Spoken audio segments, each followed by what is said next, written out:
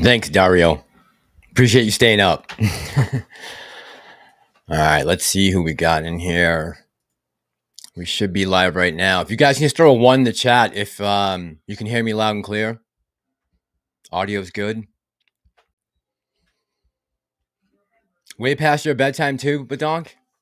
I'm keeping everybody up.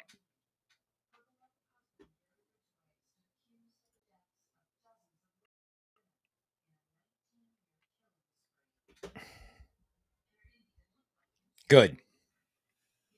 Good. All right, let's say hey to some people who are in the chat.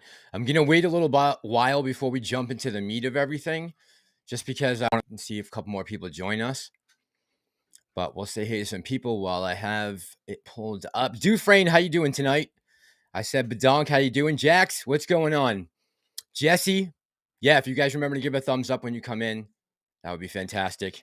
Thanks, Jesse. Appreciate that. Reminding me. Christian Princess, how you doing, darling? Good to see you tonight.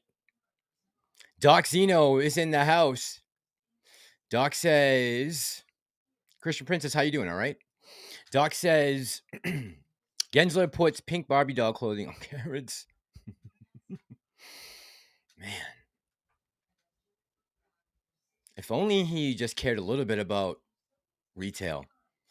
That guy has been quiet for the last couple of weeks. Since he went in front of Congress, what was it, back in late July, about the whole crypto thing and FTX, we haven't heard a peep out of him. I mean, I've seen little bits and pieces here on Twitter of the SEC and talking about transparency. And shout out to Susan Trimbath. I saw her calling out Gary Gensler saying, yeah, what good are all these rules if none of them are ever going to get passed, never mind enforced? Dario, how you doing tonight? Massalorian's wife, how are you? Thanks for staying up with me. Dennis, what's going on, man? Good evening. Katie May, how are you? Good to see you in the chat. Doc McLovin says, have you heard of the GTI and finger hype? Yeah. I've seen some people passing around videos on YouTube talking about it, saying that the shorts are fucked and they're in way over their heads. And this could be an opportunity for life-changing wealth. And I've heard that story before about a lot of stocks. I've heard that the shorts are in over their heads. There's no way out of it, and retail has them by the balls. Question is, at the end of the day, who forces them to cover? Right? That may be, all those things may be true. And I have no doubt that probably they are true. And that retail, is in control of the stock. But at the end of the day, who forces them to cover? So for everyone out there making the videos now that it's now Finger and GTII are the new, stocks that retail is going to mow ass on, and it's going to be life-changing wealth. Just remember, who is forcing them to cover on these positions? All right, let's see. Kryptonian says, when is the movie release? So I have one more thing to film up here that I'm waiting to go do, and I'll probably do it on Wednesday or Thursday of this week, Kryptonian. But I've been working on it for the last 3 weeks. It's going to be like a good size. Right now, I have it edited down to about 32 minutes. I want to try and get it down to about 25. Plus, I have to add this new footage I want to take this week. But I want to try and keep it between 20 and 25 minutes just because I know the attention spans of everyone. And I'm not saying this group, my subscribers, I know you guys are all, none of you guys have my issue of ADD. But a lot of people do. That's why, TikTok and Instagram and some of these things are so popular, is because they're short and brief. But there's just a lot to discuss. And I've got it down to about 32 minutes right now. So I need to shave off about another 7 minutes. And we should be good. Thomas B., what's going on? Tom, I got back to your email, as you know. I just sent you back another reply, by the way. So, Thomas, do you mind if I talk a little bit about what you sent me in the email? Is that okay? If I kind of just bring it up? I'm just curious. I want to inform everyone of something they might want to look at, just in case, because, again, I don't know how you picked that up. Kudos to you for being resilient and, on top of your game, realizing that they had done that. Okay, he says, absolutely, go ahead. All right, let me Let me pull up the email. I'm not going to put it up on the screen, Tom. I'm just going to use it to refer to so I make sure I don't get any of the details wrong. Okay, hang on one second, guys.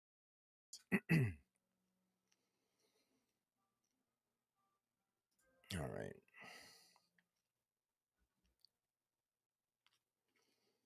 Where are we? Where are we? Here we go. Okay.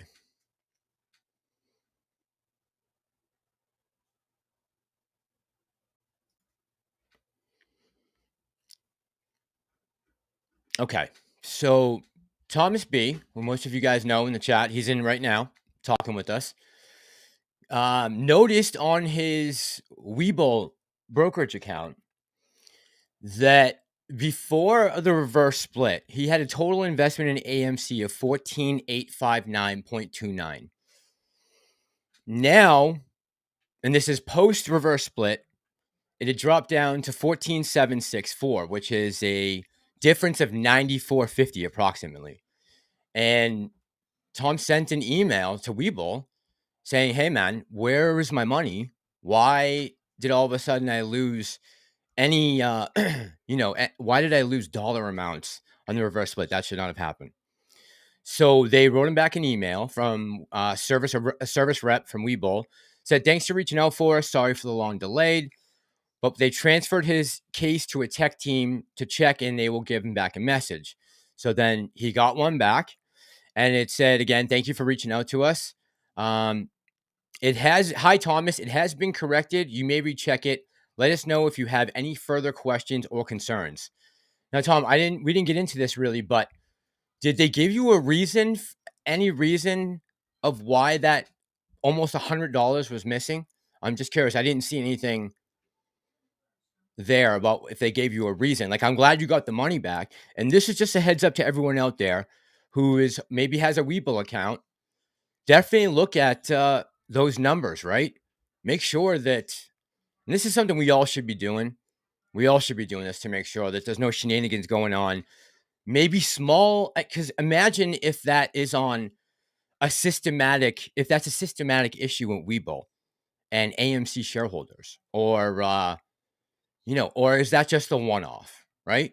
But it's good that we probably just keep up with that and make sure that we're checking, because that's a real easy way for them to avoid. I mean, look, if you just swiped $100 from 3.5 million shareholders. Tom says, "Nope, no reason. Just said, here's your $94 back, and sorry. Basically, I was floored." Yeah, that's crazy, man. Hey, Tom, do you mind if I follow up with them tomorrow just to inquire about why that was? I just want to know what are the reasons that maybe that they could come up with for why that's happening. And again, guys, I'm not trying to scare anyone or anything like that, but it's good to stay on top of the brokers. I don't trust them, especially Webull and Robinhood. I don't trust any of them, to be honest with you, but especially Webull and Robinhood because of what happened back in 2021. But again, thank you, Thomas. Appreciate that, man. That's a good thing to have people like that in our community who are watching each other and seeing what's going on and alerting other people and letting them know, right?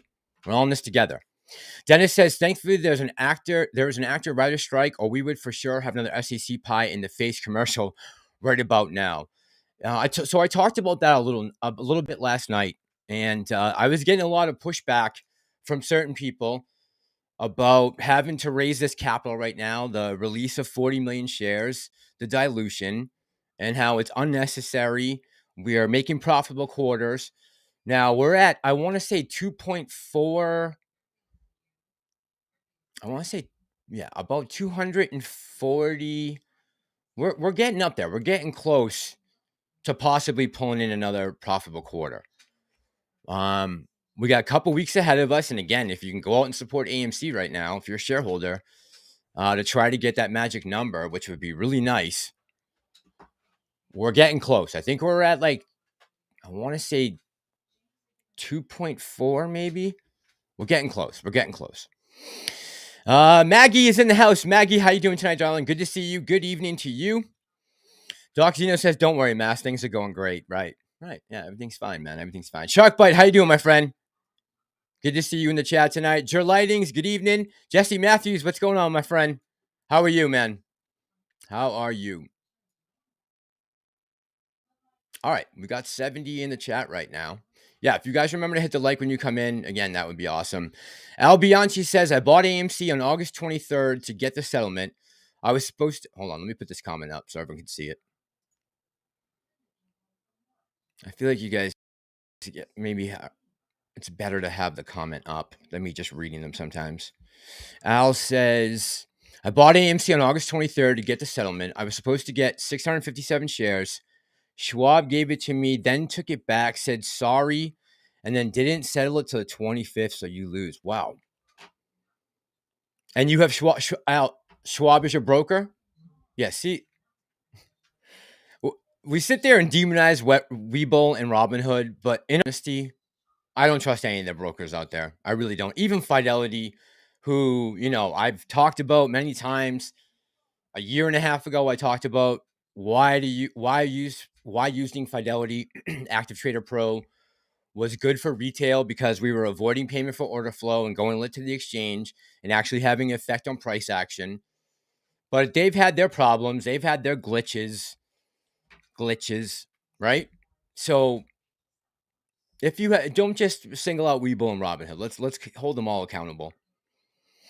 Candice Morrison says, my Webull was missing the cash for the shares that didn't decide evenly. I asked about it. They told me it takes around 7 days. Then a few days later, the cash was there. So I had a little bit of an issue with that with Fidelity as well, Candice, because I didn't have enough to make a whole number of shares. A couple days after the reverse split, I had cash added to my account. But where did that? You wonder where did my shares go? Dennis says just another glitch to add to the Mount Everest pile of glitches in this ticker. I know, and again, I try to say this. I try to say this without being conspiratorial, but I try to say this so we don't sound conspiratorial, and I think that having this many eyes, and I said this a lot, so I hate to sound like a broken record, but having this many eyes on one ticker, you are going to pick up on things, that normally would have probably slid way under the radar, especially the glitch thing. But these kind of things, this seems more nefarious to me. Dario D says, so Dario, this is one thing that we talked about a couple weeks back that I wish I had done more due diligence on to find out exactly how this thing should have gone down. When exactly will you have your correct number of shares in there? When will you have any cash that you have left over added to your account? When will they add up any fractional share? I didn't do good DD on this, and that's on me, right? As a retail investor, as a shareholder of AMC, I should have looked into this a lot better, and I didn't, just to find out what are the fine details behind this thing. Because we can cry foul, but what are we going off of in order to see, is this how it's supposed to happen, or are we getting screwed? And that's something that I don't even know if anyone really covered that, as far as when we were supposed to have everything absolutely settled and correct. But as Thomas just proved with the Webull, if he had not been on top of his game and looking at his brokerage account as intensely as he did, and as diligently as he's been following probably the share price and everything else, that would have probably slipped right under the radar, right? And how many times possibly could that have happened to other shareholders, especially with AMC? Jesse says, just bleeding out, but I'm still holding. Think I'm going to double down this week. It's too cheap not to. So let me say something. We got a bunch of people in the chat right now. So let me say this while we have a good number. So I got to admit, and when you're wrong about something, the best thing to do is just come out, admit it, and say you're wrong. So before the reverse split, and I had talked about this with a lot of people, and a lot of people were on the same page. We didn't assume, or we didn't believe that they would be able to chop the price down as much as we saw in the last week, just because before the reverse split, let's say with AMC at 450, Did we ever think that they could drop us down to a $1 or $2 stock? No, I just didn't. That doesn't make sense, right? The evaluation for this company doesn't make sense. If you look at other companies, especially with IMAX and Cinemark and some of those companies, that evaluation doesn't make sense. There's just no rhyme or reason behind that, which is why tonight I put in the thumbnail crime, dilution, and the future, right? Makes no sense. But I was wrong about that. And that's a problem, right? And I've been getting kicked in the nuts the last week for not believing in the power of the market and the makers and the hedge funds, right? The shorts. I know we're not invincible, but sometimes I think I put too much faith in the fundamentals and the numbers and what a proper evaluation should be, because these guys don't give a fuck about that, right? They are in this to make money. They are in there. They're hedge funds. They're in there to hedge their bets, right? And I think over the last 2.5 years, I've learned that lesson the hard way, where I thought we were in a little bit of a fairer market. And I also assumed that after the debacle of January of 2021, that shit like that would never happen again, that they would never be able to wield such power over retail, especially when we own the whole goddamn float. But we have been proven wrong about that time after time. And again, why I want to talk a little bit about the future tonight and any faith in regulatory, the regulatory bodies out there, or people just doing the right thing and playing the market fair, right? We've been playing it fair. But I don't know if anybody else has. Broke Ape, how you doing tonight? Good to see you, man. Super Steven says, Mask, you're gonna buy the dip. Look, this, in my opinion, this is a 72-cent stock right now. I bought this stock back in March and April of 2021 at $4, $5, $6 when we were doing zero in revenue. I think we are vastly underrated right now. I really do. Yeah, absolutely. Like I said last night, I'm kind of glad that I wasn't able to get into my brokerage account last Thursday with Fidelity when we had that, that power hour outage at Fidelity, because I would have bought in at a higher number. And now I'm going to be able to get almost 2 shares for the price of one I would have bought last Thursday. But absolutely 100%. And again, I said this last night, but for those of you who weren't there, I'm going to say it again. Any shares, and I said this last summer before they issued Ape, and I haven't sold through then, but I'm saying now, and I'll say it again, any shares that I purchased up until this point, I'm not touching. They're going to stay there because I've been in this movement with you guys for 2.5 years, and all that counts towards the ledger for the last 2.5 years. So I'm not going to mess with any of those shares. I feel I have an obligation and a duty to all of you who are sticking in this and who have gotten their asses kicked like me. I wouldn't sell right now anyways at this price, but just rest assured that those shares are basically locked up. And I'll say this again, going forward, yes, I'm buying back in. But am I going to just sit here and keep my fingers crossed and hope that we are somehow going to break into triple, quadruple digits and hold on for dear life with my shares? I don't think that is the smartest way forward for me. And I know that might be hard for a lot of us to understand, but as a retail investor, as someone who is trying to make money off look, if I take a little bit of money from hedge funds, all the better. Right now, I haven't hurt them at all, right? We've done no damage. I'm looking for a couple W's. I'm tired of the L's. And maybe I've been in this, and I said this last night again, but we kind of got cut off. But maybe I've been in this echo chamber of buy and hold and hope for the best, and that somehow this is just going to work itself out. Now, underlying, there could be an enormous thing brewing that is about to explode. The good thing is I have a huge chunk of shares that I purchased, even though I'm red on them now, but I didn't purchase in the 50s, 60s, and 40s and 30s. Right? I got them back in March and April of 2021. So yeah, I'm underwater, but so isn't everyone else. So that's not going to make a difference. But going forward, maybe we need to start chipping away at these fuckers. Like, and like I said, if the volcano does explode, I have my shares that will help towards that, right? And also can buy into a run. But I'm nervous. I'm nervous about the strike. That makes me nervous. I'm nervous that they pushed the number one movie in Q4 of 2023 into Q1 of 2024.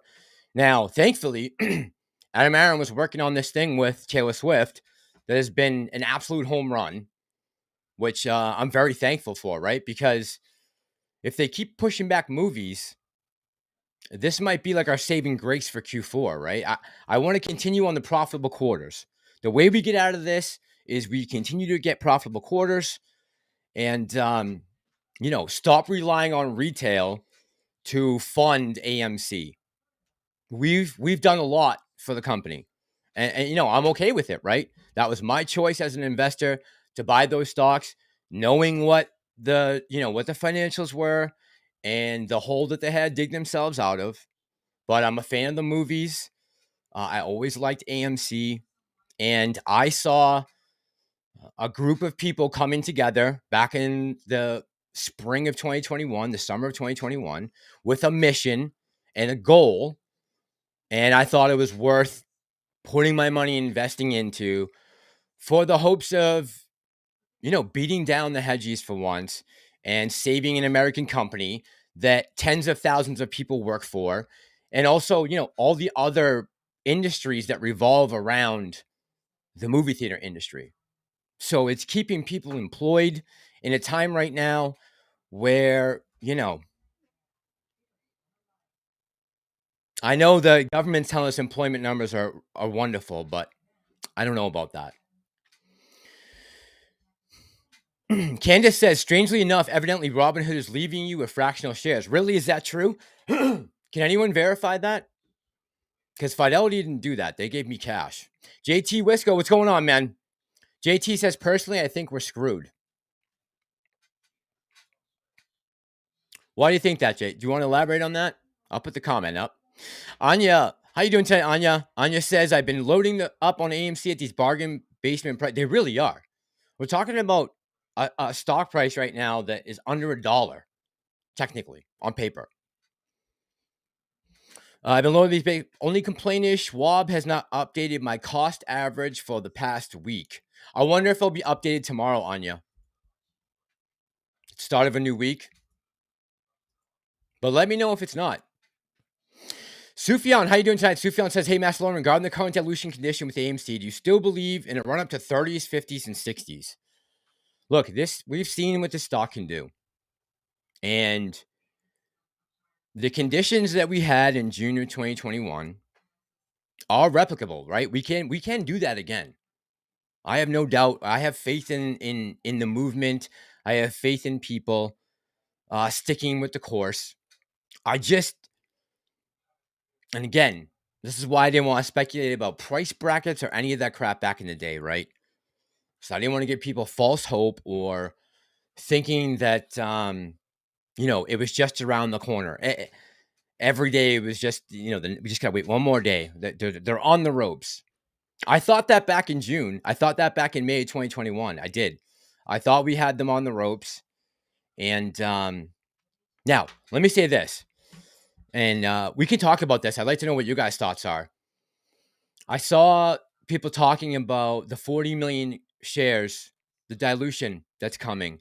I saw people talking about the possibility, or that this is a fact, that when you do a share offering like this, they can't be routed to dark pools. So those shares have to go lit to the exchange, which causes buying pressure and the price goes up. Now, I think people referenced the last 2 times that we had a share offering as proof of that. But again, if that's the case, then what the fuck happened last week? How did we lose 40% of the share value based off the float? The float, it went up by 33%. We're still under 200 million shares total. How? How is that possible? So, Sufjan, do I believe that we can do that? Absolutely.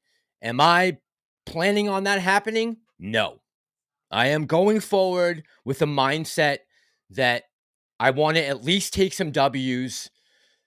And while we wait for everything else to play itself out, try to make some money. Look, this is hitting them in the pockets, and that's what we want to do, right? Ultimately, that is our goal, is to make these guys feel some pain and get paid. And we can do that. There's ways of doing that.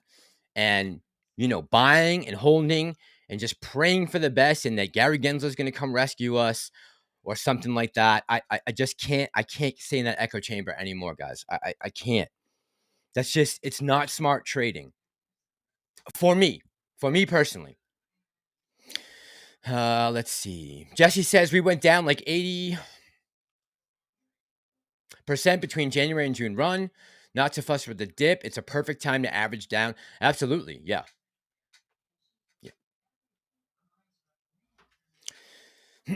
Dario D says nothing makes sense with the market lately. It still says institutions only own 9% of AMC. Right. I saw that, right? So what do we have? 90.5% are owned by retail. It's like 0.5 are owned by, I believe, the insiders, right? And then it says 9% plus by institutions. And I'm sure we own more than that. Candace says, I think a lot of Cinemark's share price being higher is because they filed bankruptcy and came back with no debt. Yeah, that had definitely something to do with it. All in AMC says, do you think we are up for a big run or just a run? All right, so here's what I'm going to say, all in AMC. And this is, of course, speculation. This is just me thinking out loud. And based off what's happened since the reverse split, I think definitely we could have a run. Matter of fact, I mean, again, I don't understand the evaluation right now. I think at some point, institutions are going to jump all over this to play it the other way. And the question is, how long am I willing to hold, right? Can I be satisfied with just taking something from them as opposed to nothing? But man, that is just my opinion. I think right now that this is a very, very low price, all-time low. And again, as long as the fundamentals of the company are okay and we're turning at least a little bit of a profit and now having all this ammunition in order to raise more capital, which I don't want them to do, right? I don't want any more shares coming into the market. I haven't since I bought the stock. But just having them dangling out there and knowing you have the ability to do that puts them in a better position, I believe.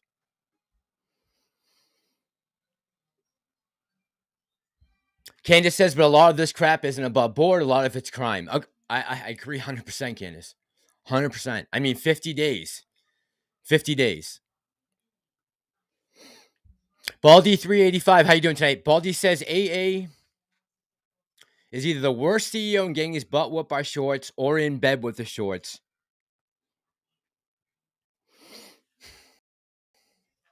People believe that. I get it. I know that a lot of people don't agree with a lot of things that he did. I don't agree with a lot of things that he's done. But I have enough faith in him to believe that he is trying to better the company and save it from bankruptcy. If I don't have that belief, I can't hold this stock anymore.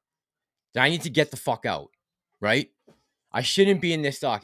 If in the back of my head, I believe that Aron is really trying to screw us and is in bed with the shorts, I have no business being invested here. And I definitely shouldn't buy now that we're at all-time lows, right?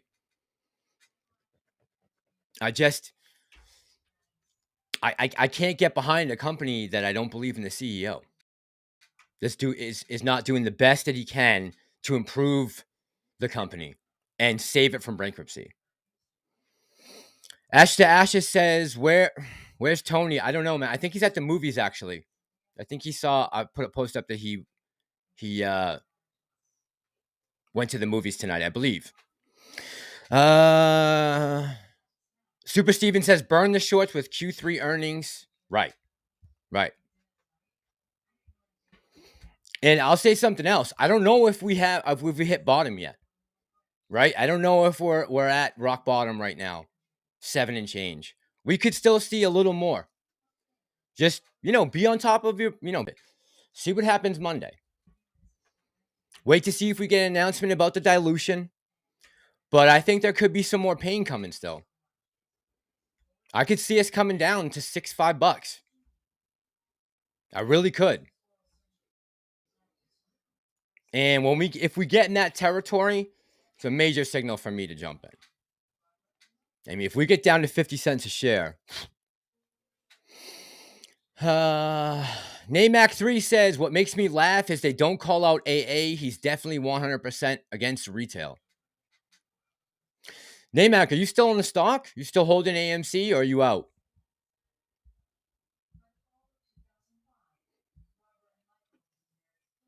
Baldy385 says, I got fractional shares from Fidelity. Did you really, Baldy? That's weird. They gave me cash. Gorilla Gardner, I'm doing all right, man. I was talking last night and saying I was a little upset about the overall direction of the country right now. And I'm a little nervous about some of the prosecution that's going on and the persecution that's going on against political rivals. I'm not liking what I'm seeing. And there are things that are happening right now I never thought I'd see. And I'm very nervous on what is going to lead up to 2024.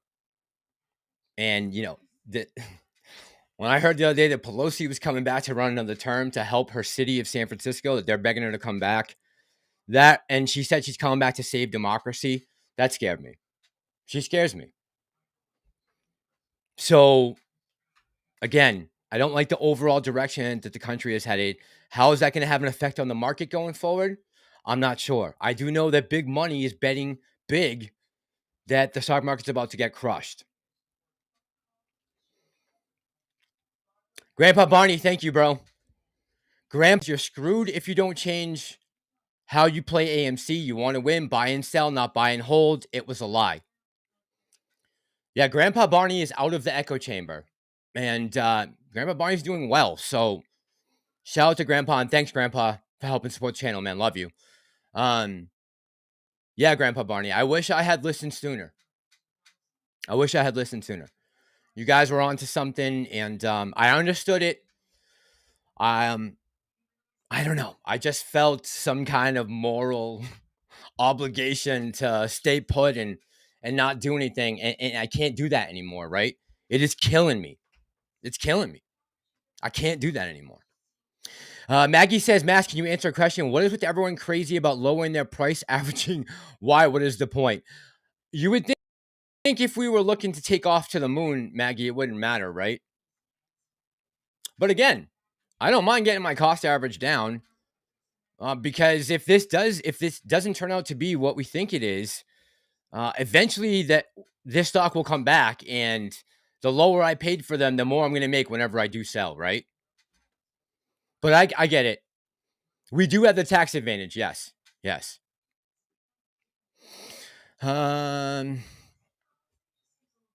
Steve Raven, how you doing tonight? See you in the chat right now. Candace says she has fractional shares in Robinhood. Now post a split, Candace. Gorilla Gardner says Grandpa knows best. Look, we got a lot of very smart people in this community who know what they're talking about and know what they're doing. And, we should be paying attention to those who are making money right now.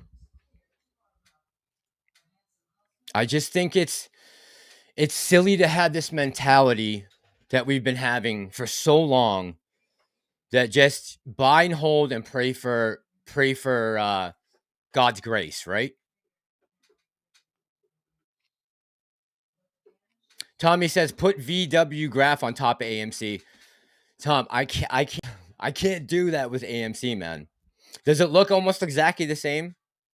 I'm sure it's pretty close, right? Look, I'm ready for a pop. Like, I'm ready to ride to the moon.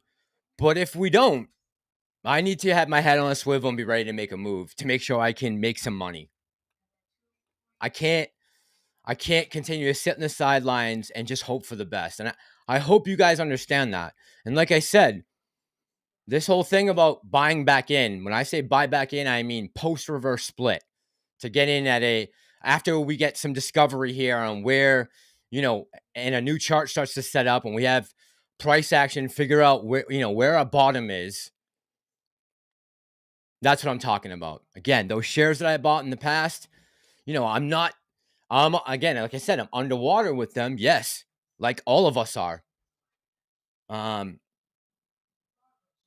But that was my choice for holding. So I'm not going to sell those shares now, obviously. Those will continue to stay where they are. And I'll pray for those shares. But going forward, I'm not just sticking them in my back pocket and crossing my fingers, right? I can't. Broke Ape says, got something from Benzinga Pro Zoom call today, and the message was trade, never average down. Makes sense to me. Yeah. Look, we need to stop being maybe so much retail investors and more retail traders. And maybe that's part of the problem is we aren't, battling them on a daily basis. Stupid Steven says, load the boat, life-changing money. Don Trin says, I agree with Grandpa Barney. Hang on. Buy and hold doesn't work anymore. The evildoers have had 2 years to figure out how to attack this strategy. And we talked about this last night, guys, right? So back in 2021, when they got caught with AMC and GME and a couple of the meme stocks, I'm sure that since that point, they have made sure that is not going to be allowed to happen again. I'm sure that because remember, we're talking about multi-billion dollar hedge funds who don't typically lose. So I'm sure they have some, what's the word I'm looking for? Some, help me with the word. They have some things in place to make sure they can't ever get caught like that again. Now, with that said, it did happen in June of 2021, right? We did replicate those squeeze conditions that we needed. So I don't necessarily think it's completely off the table. I just think they're going to be much better prepared for it if it comes again. And I don't put anything past them doing anything illegally or gray areas or loopholes. We know there's a lot of fuckery going on, right?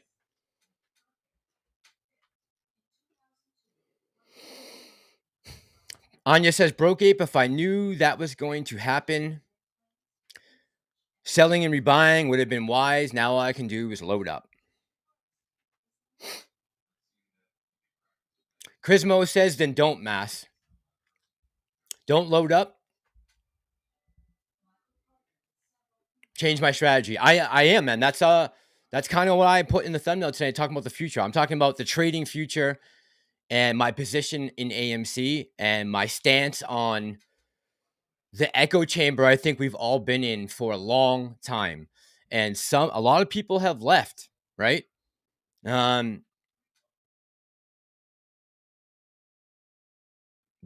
are sticking with the buy and hold thing.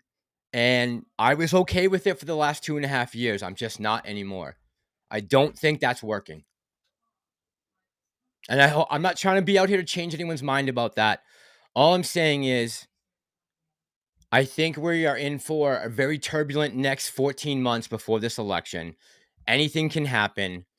And I don't want to be caught with my pants down. I invested a lot of money into this stock. And I've taken it in the teeth for the last 2.5 years. And I can't continue to do that. So if I see an opportunity to make money, I'm going to pounce this time.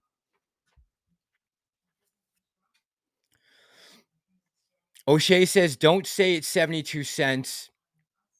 In case he saw his live stream or he and his echo chamber goon squad will be banned. that dud since day one. Look, I have nothing against KC, and he's got he does a great service for the community by having the live streams and a place where people can go and get get some facts and information about the market that day. And look, he goes on there all day and puts his heart and soul into it. Whether or not he has the right strategy is not for me to determine. Only at the end of the day, the only thing to determine that is how we end up on the other side of this, right? And we'll see. I could be totally wrong. I've been wrong before. I was wrong about them being able to drive the price down, like they have in the last week. I didn't think that was even possible, that we could possibly see almost a 50% drop in 4 or 5 days on a company that was just reported actual a profitable quarter. I mean, again, it doesn't make sense. And none of this is starting to make sense, which is why now we need to start looking out for opportunities. And again, I'll stick those original shares. Anything I bought up till today. What is today? 9:10. I don't need to touch those. But going forward, I'm not going to let them just suck me dry anymore. Broke Ape says, selling puts and calls with the allotment, you'll be able to break even or above in no time. At least I want to start to recoup some of my losses, right? Like, maybe I'm not going to make a boatload of money, but I like to start chipping away a little bit. Floyd says we were already at 5. We told the yes voters this would happen. Yeah, we all were aware that dilution was coming, right? I mean, the guy's been asking for shares since May of 2021. He's been asking and asking and asking, and we've been giving him the finger, and he's doing what he can to get more shares. And I think Ape was a shit idea, but maybe he felt like his back was up against the wall because he wasn't getting a yes vote from us for the last 2.5 years. And, I hate to say this in hindsight, but I was adamant about not adding to the float when we had much better conditions for a squeeze, right?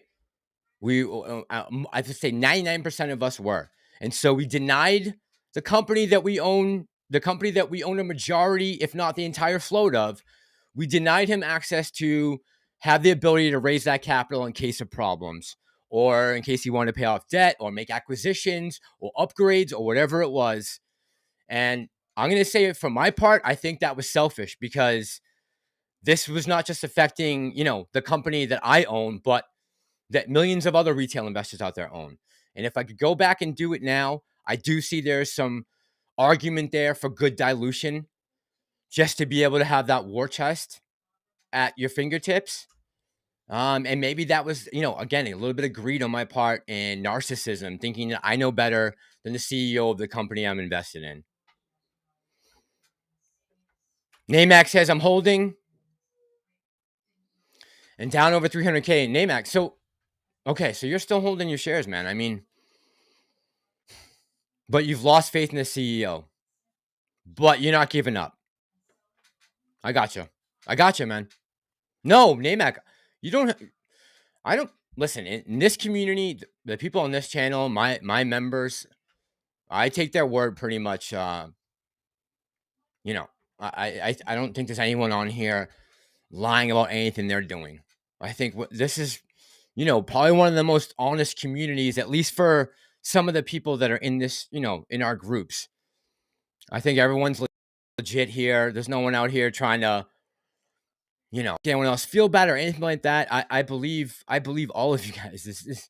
I know exactly how you're feeling right now, man. It's not easy. It's not easy. Which is why now I'm trying to figure out a way. And again, I don't want to influence, which is why I wasn't doing videos and live streams after the reverse split, because I didn't want to be an influence on anyone.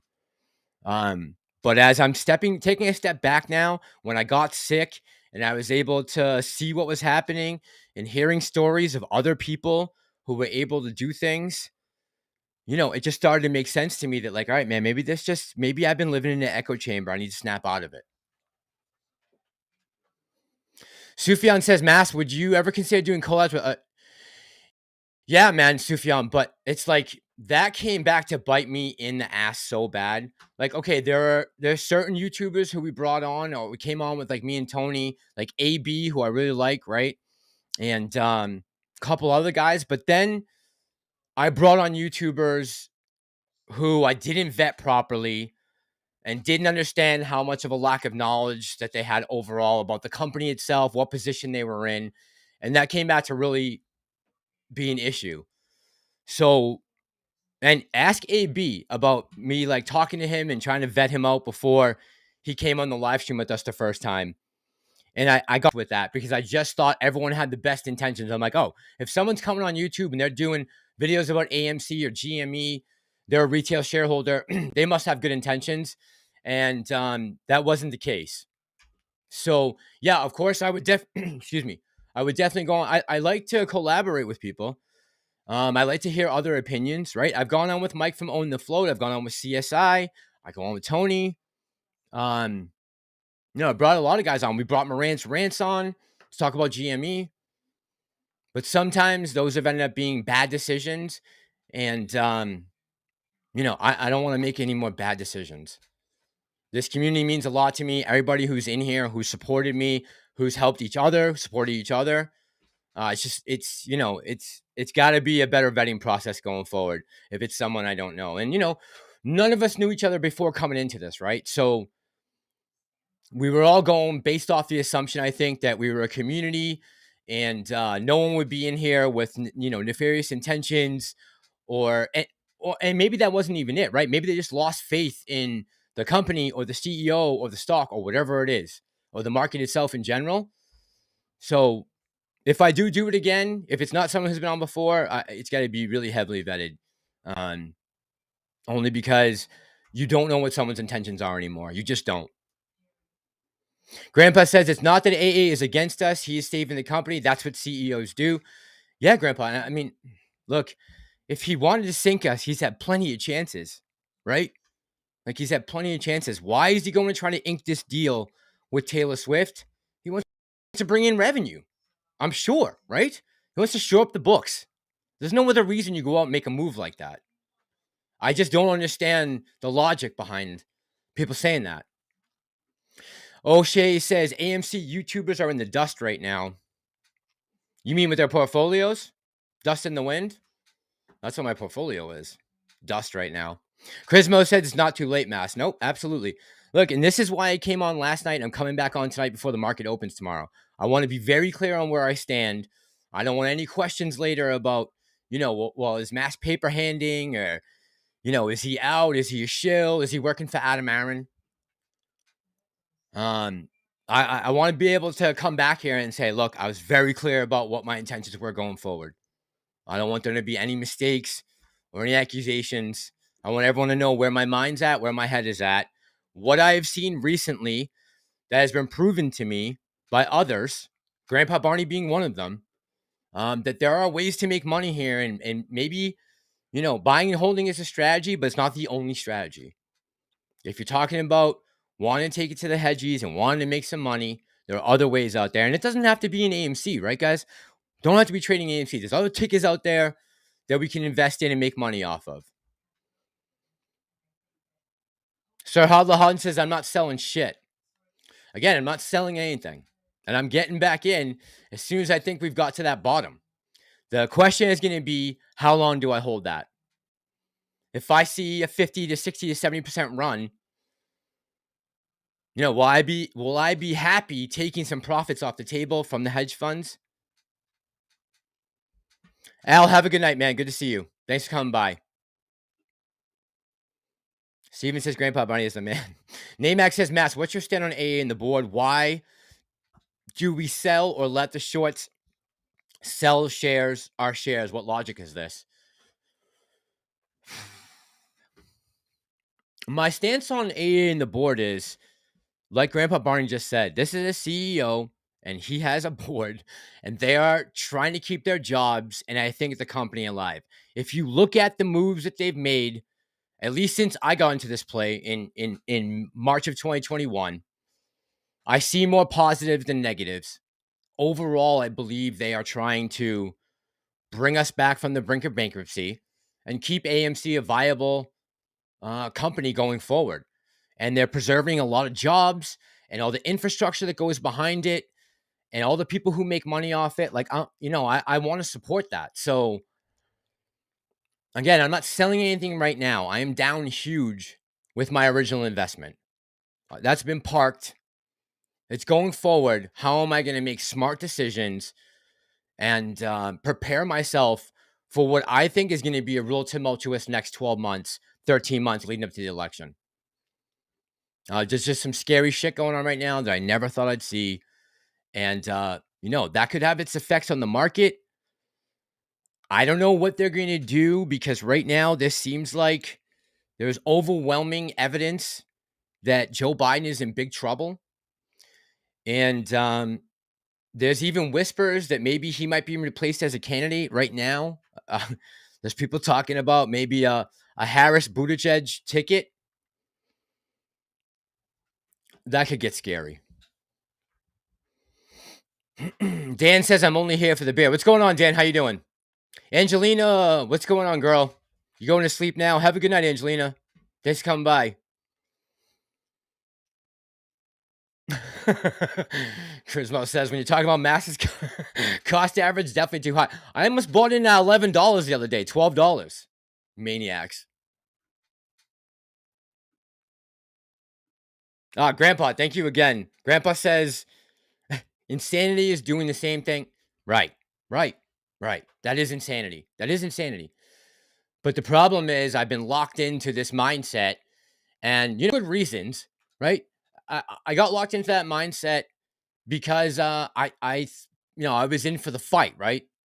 And pissed about what they did back in January 2021 and what they've been doing for a long time, taking money and continuing to shoveling up. Like I had all the best intentions up until this point, and I still do. I just need to change my strategy and my thinking. Because Grandpa Barney's right. Doing the same thing over and over again, expecting different results, ain't working. And it's certainly ain't adding to my bottom line. And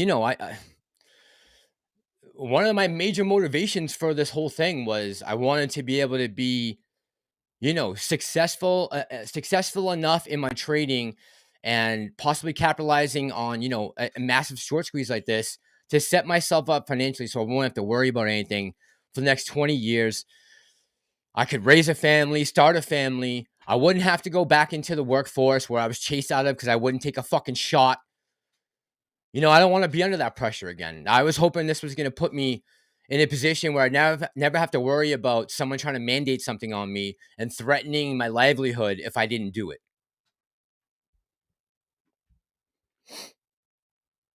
Gorilla Governor says, Mass is afraid to differ from the party. You put a little fucking commie flag up there. I'll burn that commie flag. Jared Lightnings, thank you, man. Appreciate you, bro. Thanks very much. Chrismo says, drop the long-term capital gains. Mass ain't doing any good anymore. I know. Kryptonian says, just keep adding to Palantir. Honestly, man, right now, look, that Palantir is my second biggest position. But I think tech, if we see a drop in the market in the next couple of months, I think tech's going to get hit hard like this. Some of these stocks. I was even thinking about possibly selling my Palantir tomorrow, to be honest with you, waiting for a dip to buy back in and using that to possibly get some more AMC. I'll be 100% honest with you. That crossed my mind last night. It really did. Headstock Harem, how you doing tonight? Mindshift Mastermind says AMC for life. I ain't scared. I'm not scared. I just want to get some W's, Mindshift. Like, I'd like to take some profits. I think we've been patient and I think we've done the right thing this whole time. But it's time to start thinking about actually making some money. These L's are just not good. Not good. That's not what a retail trader does. They don't go in and keep adding to their position just to watch it get wiped out, right? That's not smart. It's not smart. And I hope you guys don't think that I'm trying to take this and again, not trying to influence anyone on what they're doing. But I've taken enough L's. Jared Lightning says, if you're in San Diego, Mass, here's the donation to get a carne asada fries. Thanks, brother. I appreciate you, man. Much love. Much love. Love me some carne asada. That's for damn sure. Or a California burrito. Hello. Hey, Roseanne. How you doing tonight? Good to see you. Jesse says, yes, Grandpa, true. But conviction is standing behind your belief bet regardless of the flack. Yeah, and that is okay. And see, Jesse, like, there's two sides to every argument, right? Like we are, and I hope you guys understand. I'm still standing behind you about our belief about the system that it's corrupt and it's broken, but we continue to lose in that broken system. We haven't been able to fix it, right? We went down, we tried to protest, that didn't do anything. We tried to run them out of the building back in January 2021, that didn't work. Then in June 2021, that didn't work. Gary Gensler is not addressing this. We've had multiple things that were proposals that were put up by the SEC to help with transparency that we all commented on and we pushed for, and none of them passed. It's like, when is enough enough?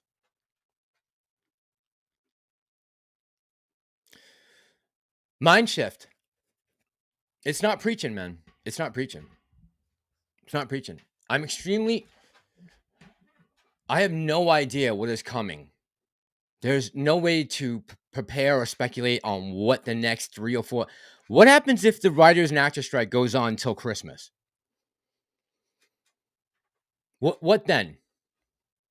He's going to have to issue more shares, right? So let's just say, for shits and giggles, that the writer's strike and the actor strike continues, and they don't get anything done until December. Now we've pushed back everything 6 months. What do you think the shorts are going to think about that? They're going to be licking their lips. Super Steven says the apes will never capitulate.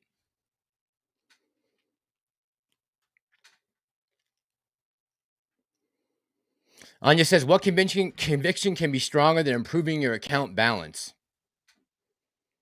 Yeah, man, I just, we need to be retail traders. We need to be taking advantage of opportunities when we see them. And, if we can all help each other in doing that, all the better, right? But we need to be starting to think, a little longer term instead of just praying that tomorrow, all of a sudden they're going to cover and we're going to have a moonshot.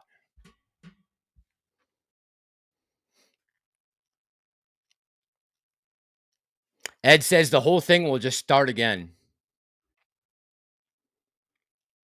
Dan says I may just sell my AMC and become a love therapist instead.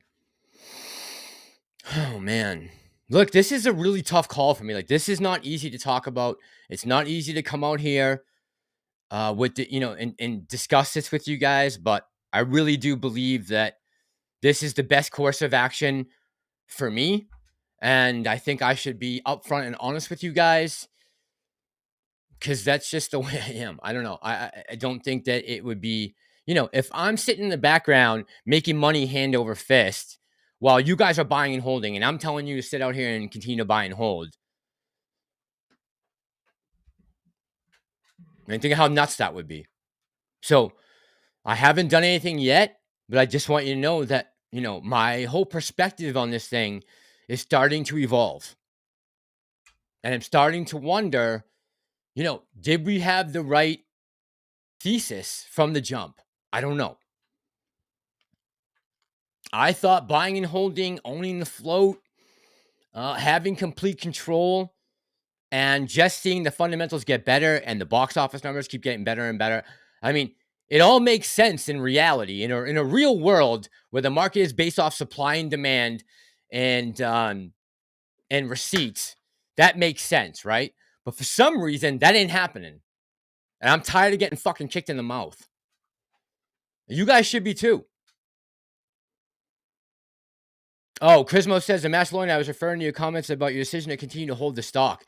So, Chrismo, like, I've said a couple times, I loaded up heavy in the beginning of 2021 at relatively low prices. Now, I'm underwater right now with them, of course. But to me, I'm okay just shelving those shares and hoping for a miracle, right? I'm okay with that. I don't need to dump. Besides, I don't want to take a huge loss right now anyways. I mean, I'm gonna get absolutely murdered if I sold my position right now. Oh man. Gorilla Governor says, Matt, since you're in the mood to change strategies, ever thought about researching how members of government trades public information? Yeah, and we can see what they're trading, right? That's all public information. There's a website, I forget what it's called. I'll have to look it up. But you can go and check every congressman and congresswoman's basically everything they've done, I think, in the last 6 months. They will show you every transaction that they have done, that they have made, as far as the market goes. That's all public information. Yeah. Yeah. I mean, there was a lot of people talking back in the day about just if you trade everything Nancy Pelosi and her husband trade, you'd be up 30% right now. But yes, I'm not going off politicians. Like, these are people out there that are affecting policy to make money, which I think is absolutely criminal. And the head honcho is going to come back and run at 85 for another term. It's funny, too. I just saw the other day, Ro Khanna, who is a progressive on the left, Democrat, I think out of California, proposed a bill to ban stock trading in Congress. It's funny how when they're out of power, they all of a sudden they want to propose a bill. Like, where the fuck were you guys in 2020? I mean, 2021, 2022, when you had control of the House? Why didn't you do it then? Kryptonian says self-regulation of the markets needs to go. Another thing, like, how are we able to contend with that as retail? Right? These guys are self-reporting on a lot of things. Like, how do you battle that dragon? Like, how?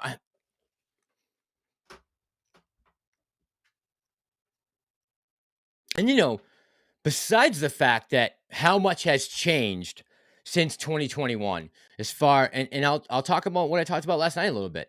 When I bought this stock, I wasn't expecting the biggest children's movie production company in the world to go woke and lose $1 billion in their last 9 films. I wasn't prepared for that. That wasn't even on my radar, right? That I never could have imagined. I never would have imagined if you told me in a million years that was going to happen. And that they were going to destroy 3 IPs over the next 2 years. I wasn't prepared for that. I wasn't prepared for them to give us a dividend of ape, right? I wasn't prepared for that. That was never in my thesis or speculation buying back in 2021. I was never expecting there was going to be a court case about this. I never thought we were actually going to be in a federal courthouse and retail was going to be, suing AMC. All things that you can't predict before they happen. Just as I didn't see the price coming down from $72 to 72 cents. Had I known that, I would have sold at 72.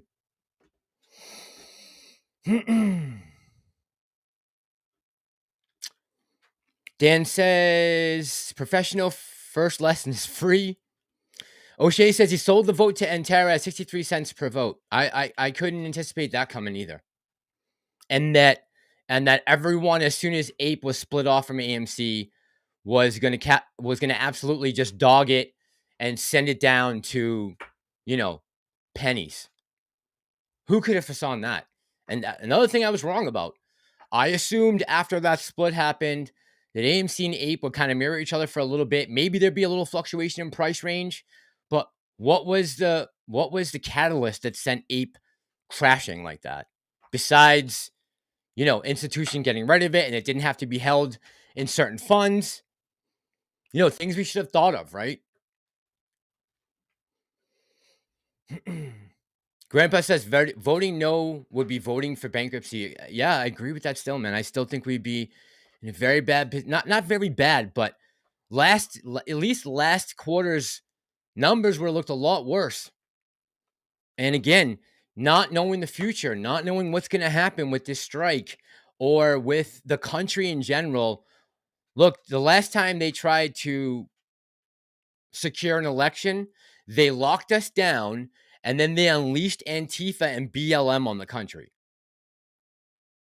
AMC won't survive that again. We might be able to survive going to war in Ukraine, Well, we won't survive any type of internal beef, which I think is what they're going to use.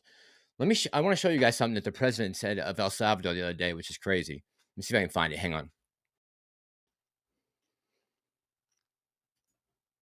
Give me one sec.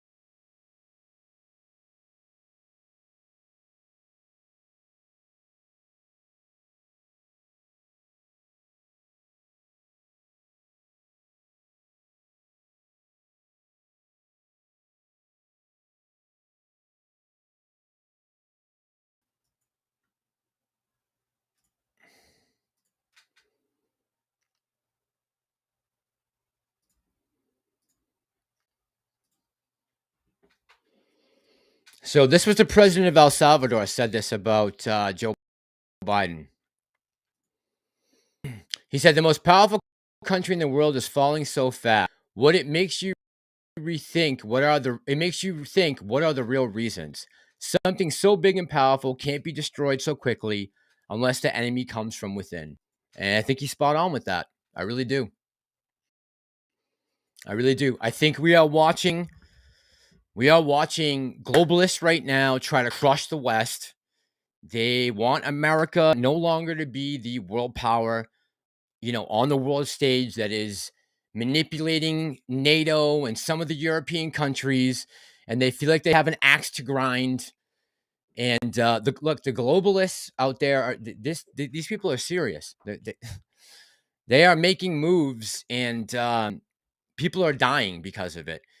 And I'm very uncertain on how they're going to pull off, because I think right now that the left or the administration it's in right now is probably petrified of repercussions from everything they put this man through, and afraid that if they do lose control of power, that things will be not so good for them. How would you feel right now if you had spent the last 7 years trying to slander, make them a Russian agent, indict, impeach, 7 years of it, just, getting kicked over and over and over again by the establishment? Wouldn't you be out for revenge? I would. I'd be petrified right now because the numbers coming back look very bad for them. And I don't even know who they could possibly run right now. I mean, they are so out of options. They're going to put this bumbling fool back out there again to try to run 2024. A guy who can't complete a sentence.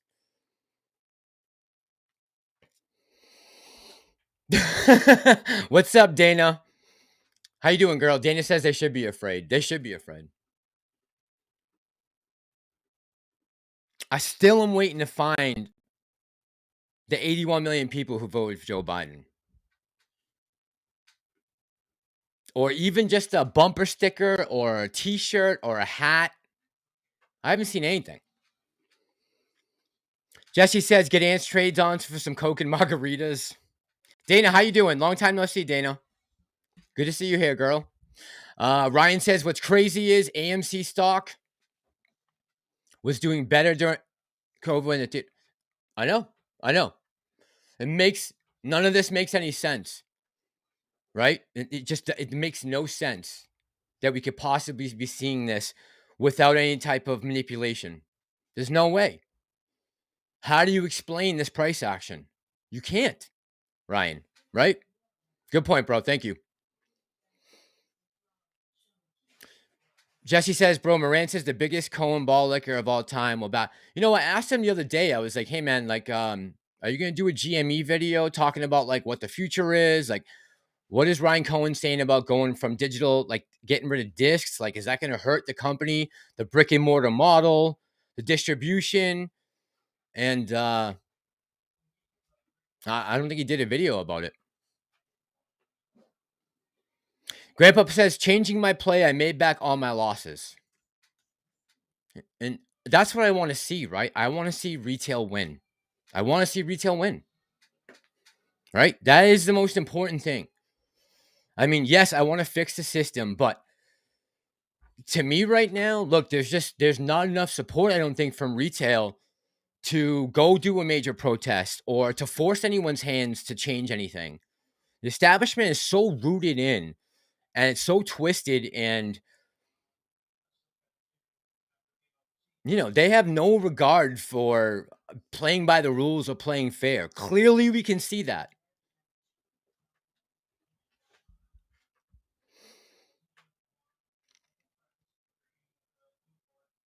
Namax says, LOL, Swift came to AA, not the other way around. Well, good call for him for inking that deal.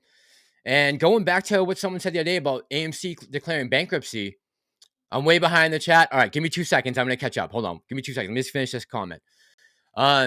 Again, if that's the case, even better, because people are talking about AMC going bankrupt.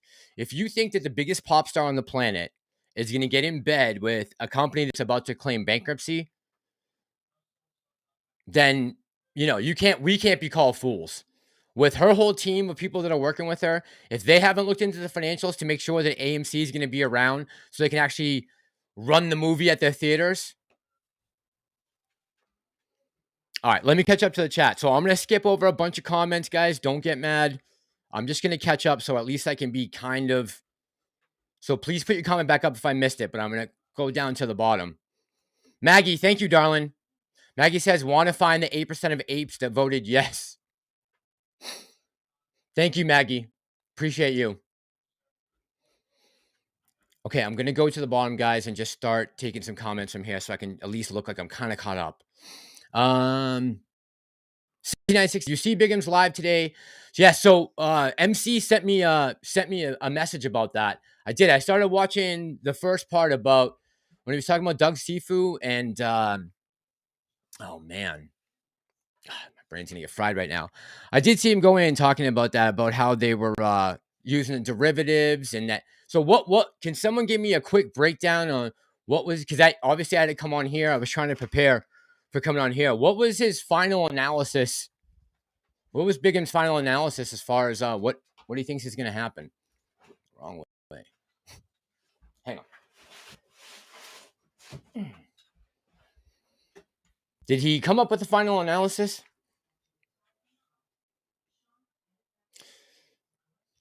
Maggie says, a mistake. I want to see the 83% of apes that voted yes. I think a lot of that came from, a lot of those votes came from ape, right, Maggie?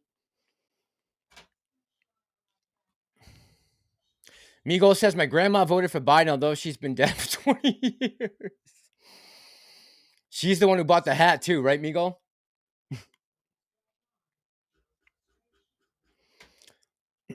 Jesse says she turned down FTX because the company was shady. There's no way her financial literal father didn't do his DD. Good point.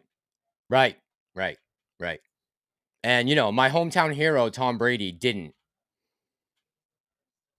So, yeah, good point. AMC ain't going nowhere. That's one of the least things on my mind right now, honestly. They are doing what they need to do to make this company more profitable. They are shutting down bad locations. They are buying up good ones. With the retail popcorn, with the candy.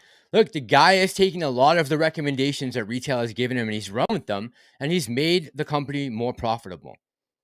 And that's what he's supposed to do as CEO. And as shareholders, we make a decision on whether we want to invest in that company and we think it's good. It's a good company for the future to make money in, or whatever it is that, we believe, but you got to have a little bit of faith. I got to especially have faith. I mean, I'm down big right now.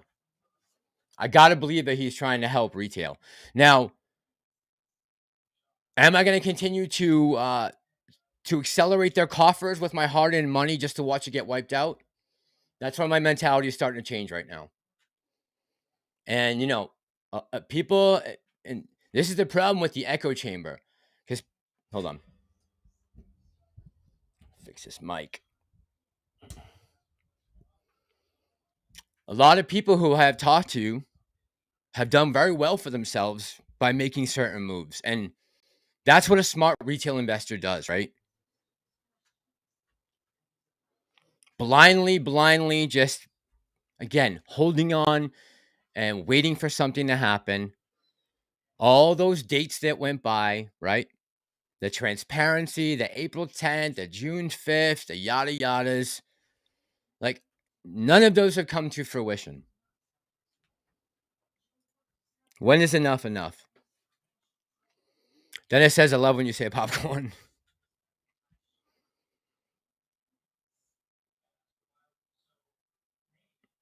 Did the Cowboys win, Carl J? Carl J, what's going on, man? Big Ad says loading the boat tomorrow. Yeah, I am looking for that bottom. And again, this is just my opinion, but I think we have a little more pain coming. But even better. That's just more you can make on the upside.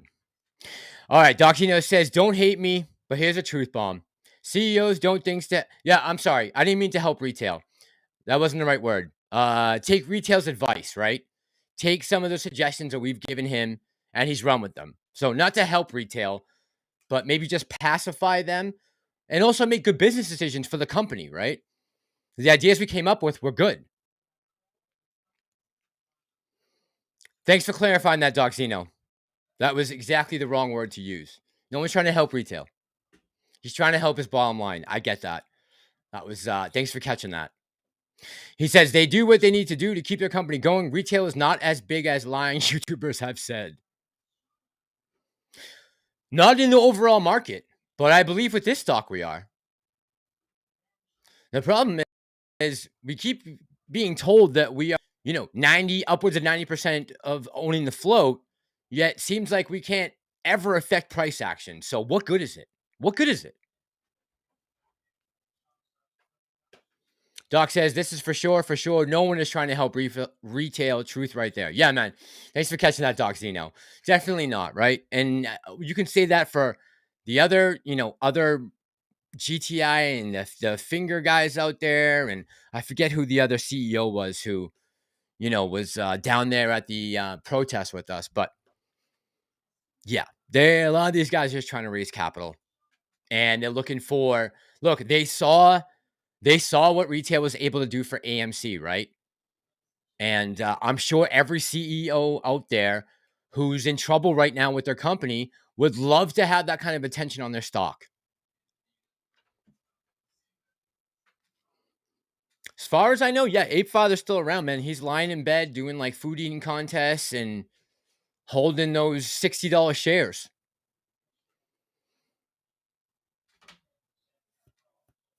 That's why I hold my original shares for people like the Ape Father who bought in at 60, right? Like, I feel for those people. I do. I wish I had come on earlier than I had instead of waiting until April of 2021 to start, talking about this.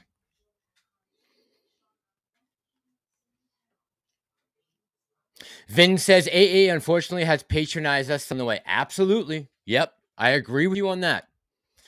Certain ways he's worded things, not wanting to rustle retail's feathers. And do I agree with those tactics necessarily?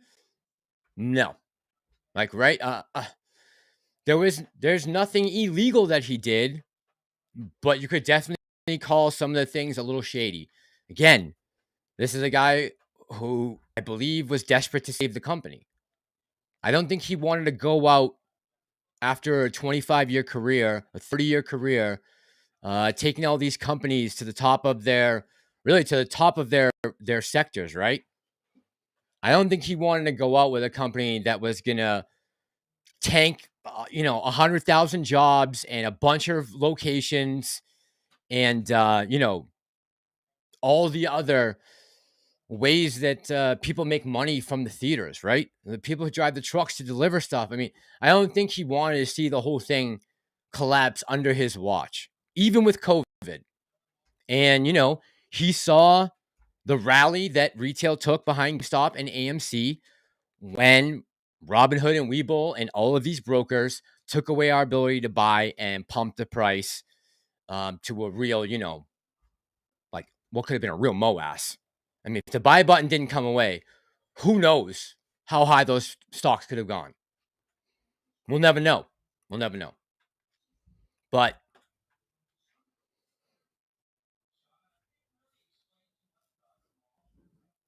Carl says, haven't lost faith at all. Too much surrounding it.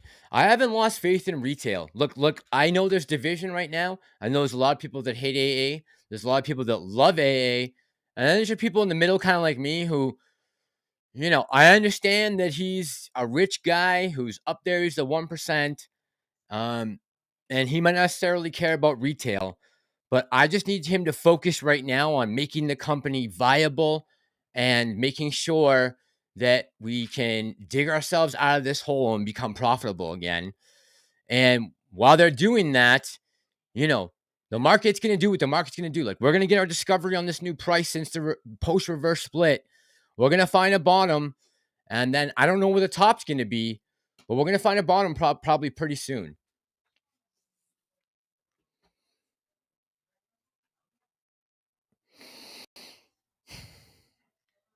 Sufyan says, Massalorian, do you feel bad for some AMC YouTubers that lost their popularity lately? Who do you mean in general? Look, I feel bad for the guys who are getting attacked right now. I don't think any of the people pro Aron and pro AMC right now don't believe what they're saying, right? There's a difference between coming on here and bullshitting and really having a belief and faith in what you're talking about. And my faith in this system is starting to wane right now. It's not you guys or YouTubers. It's not the community, right? It's not Aron. It's not the company. My faith is waning in the system. And I am looking at an uncertain future for this country in the short term for the next 13, 14 months. I have no idea what is going to happen, but I think we are heading to a calamitous next 12, 13 months. I really do. To me, the writing is on the wall right now. I don't really want to get into this, but we've had 7 to 10 million people enter this country in the last 2 years illegally. They're getting licenses now in Massachusetts, Minnesota. They're supposedly only be to drive and work. But that number of people is more than 31 states in this union. So what could happen? I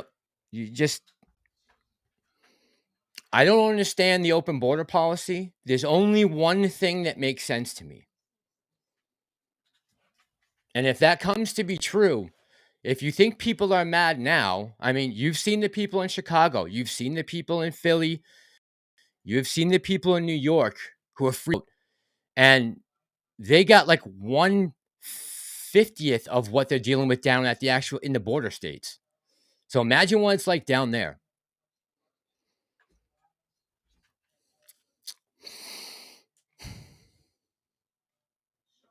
Doc says, having faith at all in the system in the first place is mistake number one. Well, look, Doc, I think a lot of us saw some potential in what happened in January 2021. I think people realized that retail could band together and we would be able to influence markets in such a way that we could dictate price, right? And then we got the buy button swipe. And that should have been my first warning that shit's not in the up and up. And I did. I realized that, right? And I wanted to fight it. And that's why I got in.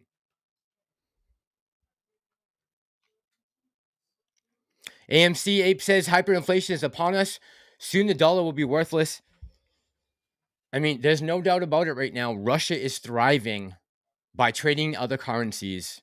And they basically told the West to go fuck themselves. I mean, they are not scared of America right now. How could you be? Why would you be? What would you be afraid of? Joe Biden falling asleep on you? What would possibly have you in angst right now about anything going on in the US besides the fact that we are basically split down the middle and tearing ourselves apart from the inside? They don't need to attack us. We're doing it to each other. But yeah, I feel bad for the YouTubers who are taking shit right now, who believe in some of the things that they're saying with all the best intentions. I don't think anyone's out there trying to cheat anybody. What would be the point to continue to keep coming on here and discussing this and taking abuse? And you know, the whole thing about the way the community got split after Ape and some of the other things that happened was horrible for us, right? It's not a good feeling to lose people that you thought were on your side or that were retail investors in other stocks. You know, they were hoping to push their companies up and over the top. You know, it's not good to see all the division that's gone on. And you know, it's definitely had an effect on us. It's had an effect on, I'm sure, every one of us. Vincool says there will be a lot to say for this fractal theory TA. Regular supply demand, shorts cover, etc., just matching the tickets to behavior. It could be an algo running course. Yeah, I saw someone talking about that the other day about setting the algos, knowing what's coming. I gotta start making more bookmarks on Twitter. Although that's another thing, right? Because Twitter can become an echo chamber in itself. And Reddit and all the other platforms, right? It's a bunch of sometimes it's a bunch of people, and all Twitter is giving you is the common threads that you're reading. So you're seeing the same information, all positive, positive, positive, positive, and you never took a look at the flip side of the coin. It's important that we do that. 20 for the money. What's going on, man? How you doing tonight? Jesse says we're visiting USA next April. Picked a real doozy of a time to visit. Oh boy, Jesse, be careful where you go, man. I see Tony D's in the house. Tony, what's going on, man? Tony, did you just get back from the movies? Someone was asking earlier. I thought you were going to the movies today. Vin says, I'm with you, Carl. Gorilla Gardener says, but AA wasn't wearing shorts in that video. Again, like whether that was, just to placate retail. We had the guys out there who were trying to decipher Aron's tweets and telling us what the pounce was, and Highcroft, and I mean, fuck, all the shit we've been through. Doc says the system sucks ass and needs to go, but we need an entity with actual clout to do it. Retail is not it. Sorry to say. Yeah, we need someone with balls on the SEC who's going to actually follow through with the rule changes that everyone knows needs to be made, like eliminating payment for order flow, forever banning it. I mean, we can start there. That's a real easy one. But they won't do it because there's too much money in it. Candace says, yeah, these politicians that make their city a sanctuary city then cry when they get what they say. They're all a bunch of damn idiots. Yeah, I saw Eric Adams today yelling about the governor, and I'm like, bro, you're the one who told everyone to come there. Why are you yelling at anyone else? You should be looking at it in the damn mirror. And then they're going to try to put Tony. This is a good one. They're going to try to make it a law now. And I think Reagan did this back in the 80s. They're going to try and make it a law now that any migrants coming over the border have to stay in Texas. I just got one question. Why can't they make the law that the migrants have to stay in Mexico? Why is it that they have to stay in Texas? I don't get it. Why can't we just nip that in the bud before they even get here? Like, let's take the one more step and just cut it off at the border, right? Remain in Texas? How about remain in Mexico? How about remain in El Salvador? Andrew says, I can't wait to meet up in Vegas with Lou. When is the trip? He's been planning that for like 2 years, this meetup in Vegas.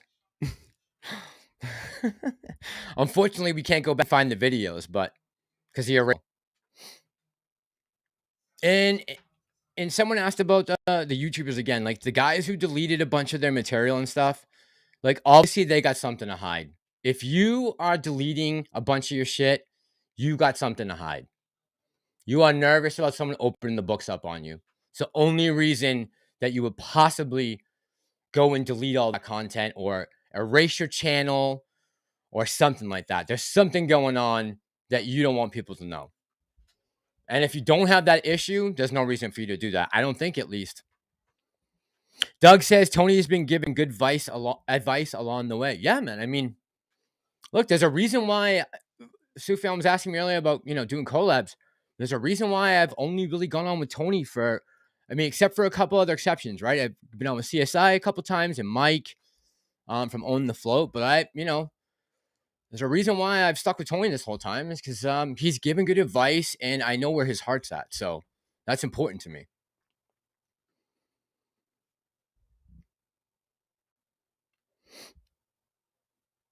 Doc says, too many variables. We don't know to be predicting things based on fractals. It just doesn't work. Same thing with putting charts. People, I saw someone on Twitter the other day saying, guys, I've found the bottom. This is it. If you look back, here's 3 touch points right here and 3 touch points. Look, this is a completely different entity now since the reverse split and everything. We can't go off the past. It's really just finding itself now. Oh, Tony says we watched Nun 2. That's what it was, not Equalizer, Nun 2. It was okay, scary, good follow on to Nun 1. Where did it take place, Tony? Was it based in America, the film? Where was it set, like the location? Not the best horror movie in the world, but some good jump scares. Super Steven says AMC is like Hotel California. You can buy it, but you can never leave. Yeah, man, I feel like I've been held hostage, right? I've been held hostage. Yeah. No, my camera's not on the ceiling. Wise ass. Yeah, that's how I feel right now. I feel like I have had a gun to my head for the last 2.5 years. Jesse says because they need voters mass. Yeah. Yeah. More people have come in the last 2 years than 31 states in the union. Now that can swing an election even if the other side's able to pick up 4 or 5 points, say, on independence, factor in margin for error, that changes the game.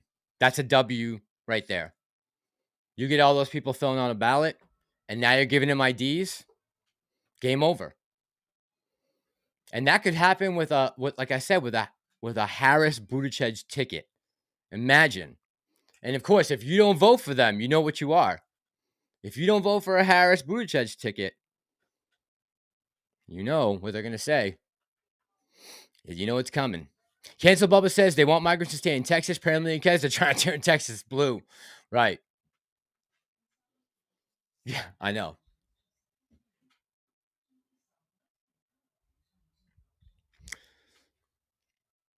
David says, don't get open borders. Hang on. It's Democrats importing voters. When you don't know what freedom is, you vote left. Yeah, unfortunately, a lot of people learn that the hard way right now, right? A lot of people learn that the hard way right now. They're getting, what did they just say? They're going to slash the entire New York City budget by 5% to continue to house. I would be, but here's the thing. You really can't get mad though, right? This is what you wanted. You can't get mad.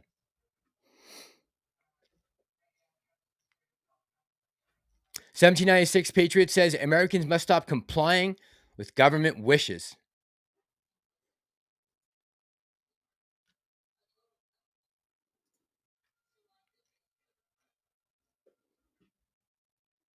I'm sure most of you guys have seen this, but I'm going to pull it up anyways because I think it's so important.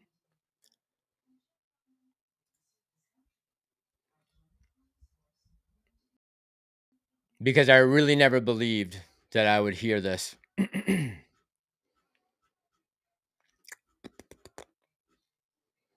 All right. Hang on.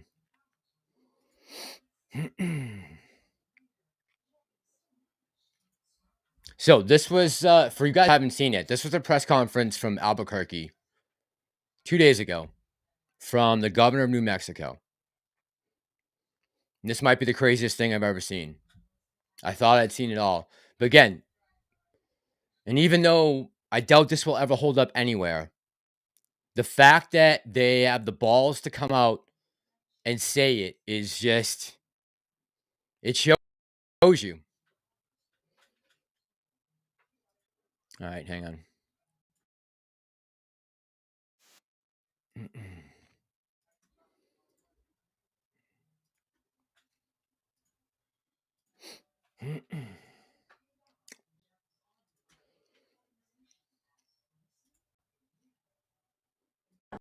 But your point is valid. You took an oath to the Constitution. Isn't it unconstitutional to say you cannot exercise your carrying license? With one exception, and that is if there's an emergency, and I've declared emergency for a temporary amount of time, I can invoke additional powers. No constitutional right, in my view, including my oath, is intended to be absolute. There are restrictions on free speech. There are restrictions on my freedoms.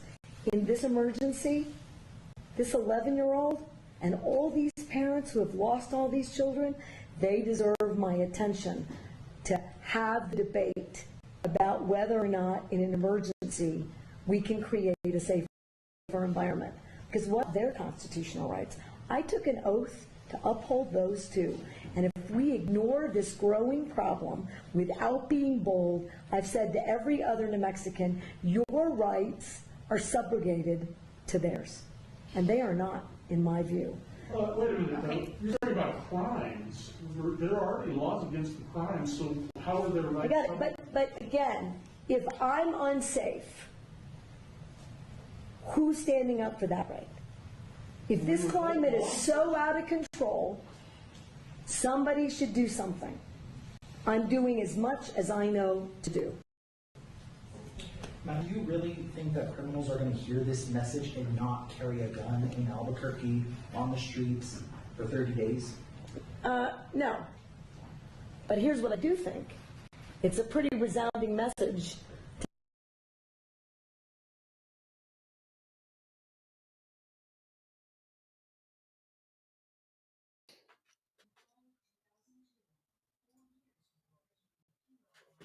So, that was the governor in Mexico.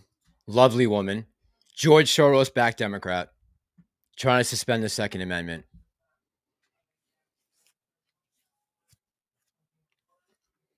You really think we would ever have seen someone try to pull a stunt like that?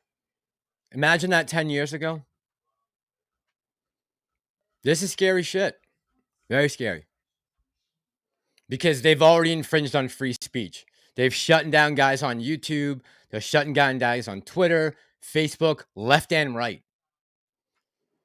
They RICO'd the last administration. They're RICO and Antifa down in Georgia. Same grand jury indicting both.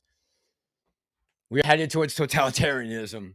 What good is all this money that we're supposed to make if we don't have any of our constitutional rights? Big problem. Again, why I'm concerned, these kind of things are concerning me.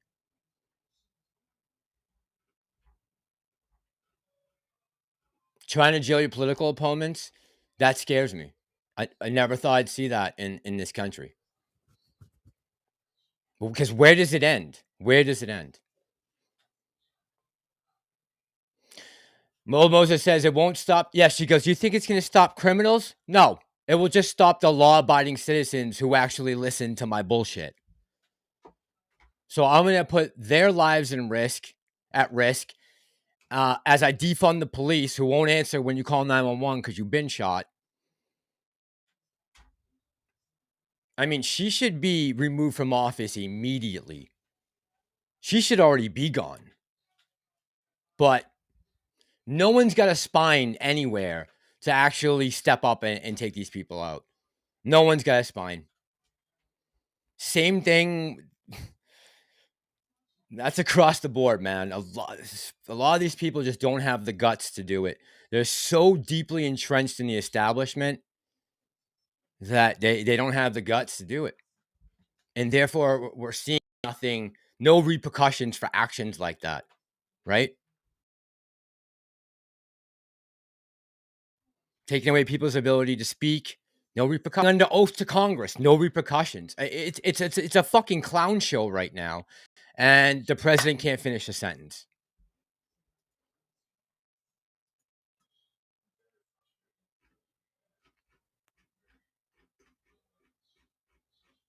I mean, Elon has to sue the Anti-Defamation League for defamation. How crazy is that?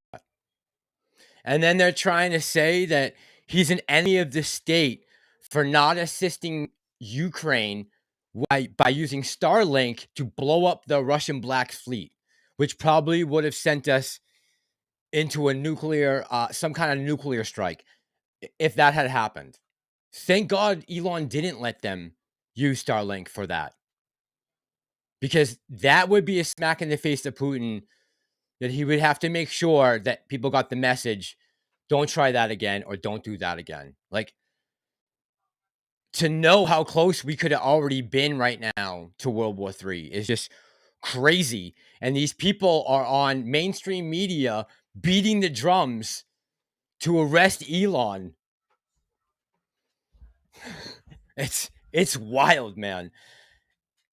I think this is just the tip of the iceberg. I think we are going to see some insanity like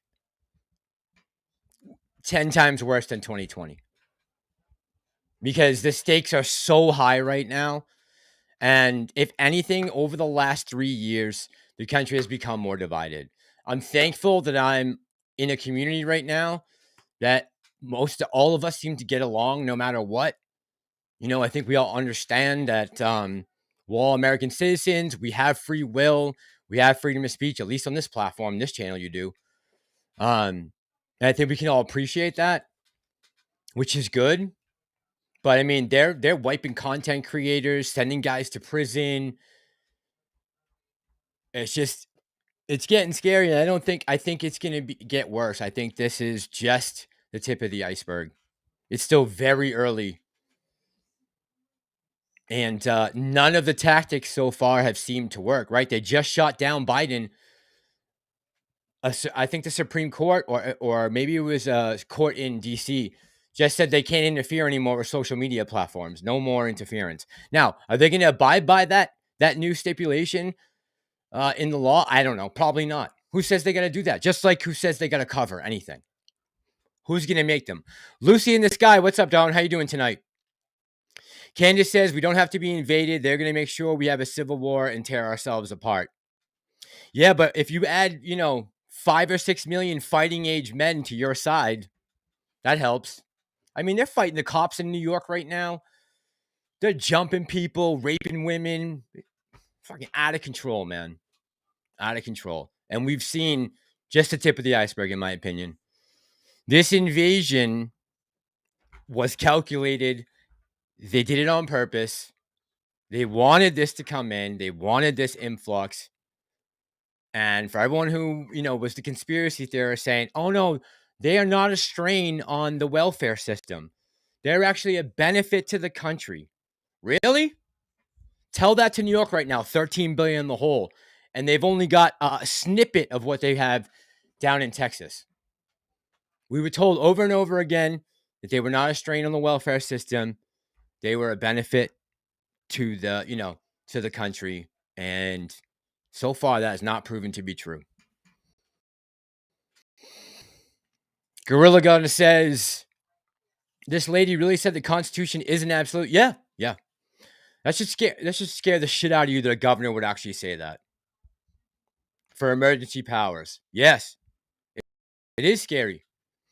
That and seeing the thing with the gun safe, when the FBI colluding with private American, businesses to open private citizens' gun safes. Man. I mean, it's Banana Republic.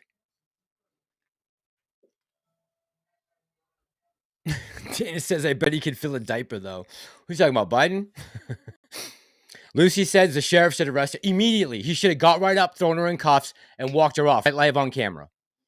That would have been nice to see that. But of course, these guys are feckless. They got no spine. And again, that didn't work at Nuremberg, guys. For all you law enforcement out there, that did not work at Nuremberg. Following orders did not save anyone from the gallows or the firing squads after Nuremberg. Just remember that. Carl J says it's illusion mass. What, the 7 million migrants? No, probably more like 12. You're right. David says, when one side wants to run off a cliff and the other doesn't, I hardly call that divided. True. Hey, George77, how you doing tonight? We're doing all right, man. We're just talking about, a couple things. Talked about dilution and, everything that's happened to us over the last 2.5 years. and what's coming in the future, man. And again, the uncertainty right now has me a little nervous, especially and forget about all the political stuff and all that. Just the actors and writers strike.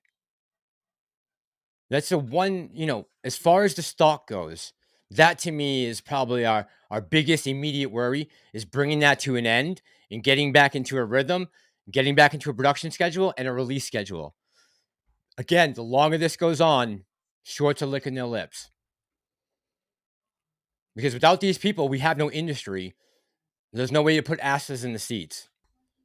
Right now, we're relying on a pop star for Q4 to bring us home to a profitable quarter. I mean, is that really where we want to be right now? Dana says, I'm already seeing people settle back into their masks. I know. Yeah. Yep. 1796 Patriot says, Tucker is completely convinced there will be a hot war with Russia very soon. Thinks inevitable and somewhat planned. Question is, what's going to happen? Here's the thing, right? The West doesn't want egg on its face right now. Let's just say for shits and giggles that the war has already been won by Russia. That's going to look terrible for the West. So they're going to have to find a scapegoat in order to pawn off their responsibility of losing the war and being completely wrong on how much sanctions were going to hurt Russia and how we were going to have a regime change and Ukraine would be a member of NATO. None of that's going to happen. As a matter of fact, Ukraine's going to lose about a fifth of its country to Russia, or they're going to become independent entities, right, as a buffer. The young Ukrainian generation has been wiped out.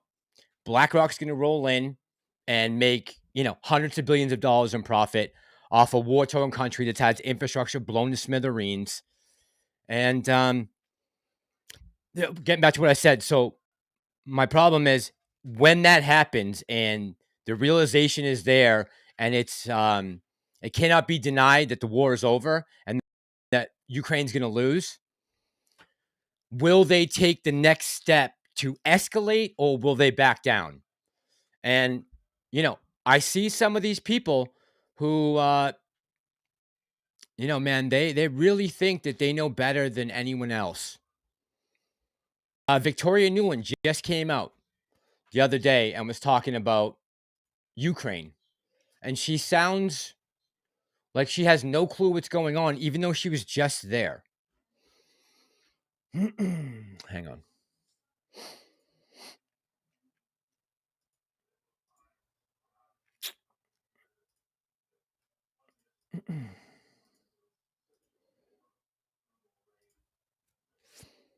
So this is Victoria Nuland. She just is talking about Ukraine. She just came back. Hang on.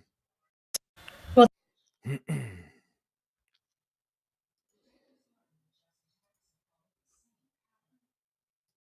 thank you, Natalia. I think we are looking at this on three axes, if you will. The first is obviously the battlefield, making that progress so that Russia first cannot advance itself, but also can see the human cost to its own forces, its own economy, and helping Ukraine get to that point and have what it needs to be able to put some of Russia's most precious assets at risk.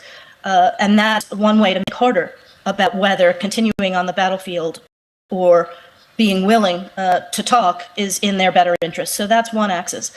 Well, thank you.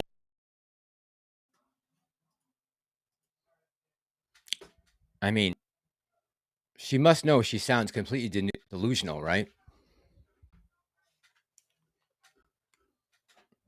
This is the woman who was in charge of overthrowing the democratically elected government in Ukraine in 2014, Victoria Nuland.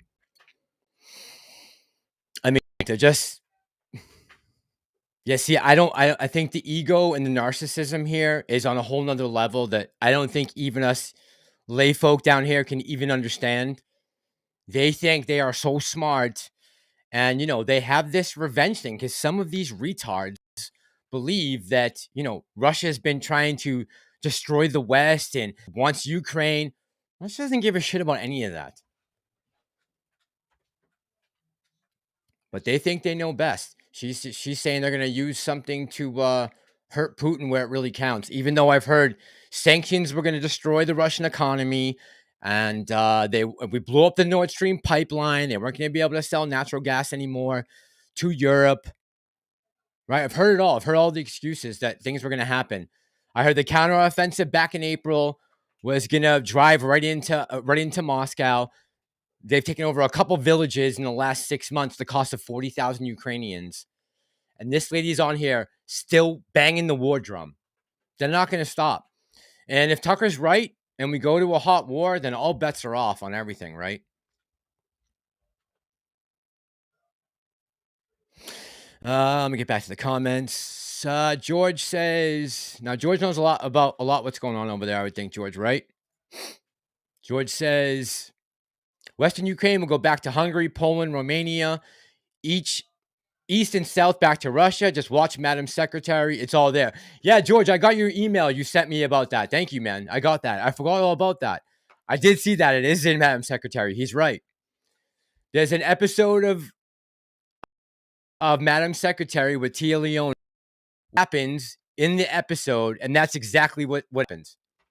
East and South go back to Russia, so they have the Donbass and all of Crimea ends up becoming a part of Russia again, and Hungary, Poland, and Romania kind of absorb the rest of Ukraine.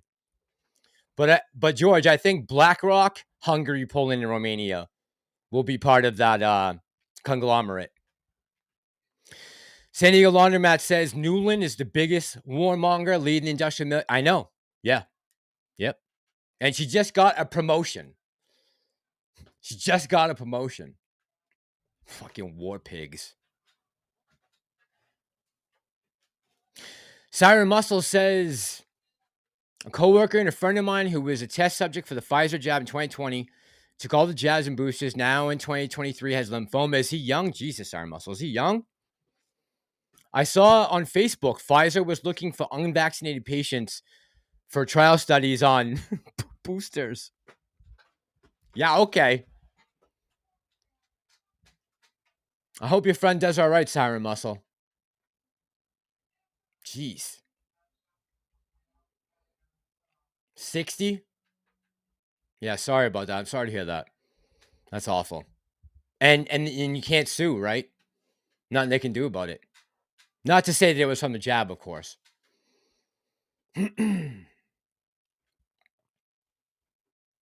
Tony says, Matt, what do you think of Finger?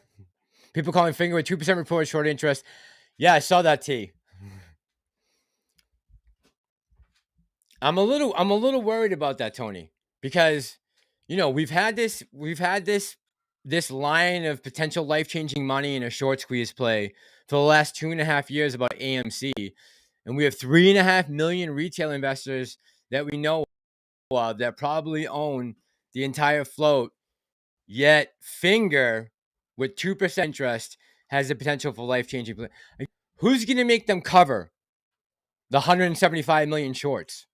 When are they going to do that? They've been saying that for a year now. GTII, Finger, life-changing money.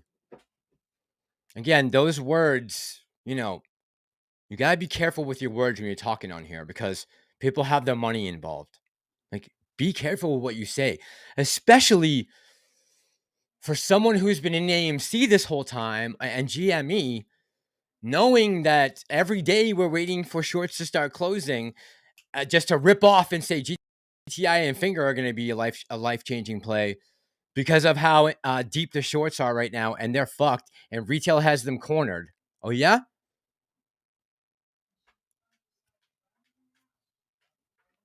I've heard that so many times. Andrew said the Simpsons, Jesus. Speak, Matt, speak. Simpsons did an episode predicting the fall of the Donbass.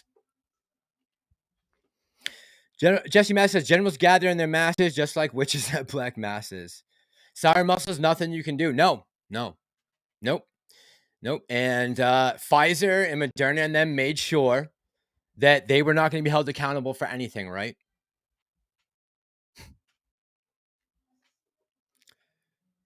Gorilla God, Enjoy your chicken. Vin Cool says, I've had my friends who got all jabs get COVID variants over and over and over again. Yeah, Whoopi's had it 3 times, right?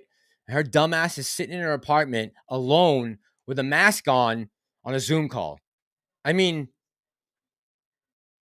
where is the logic behind that?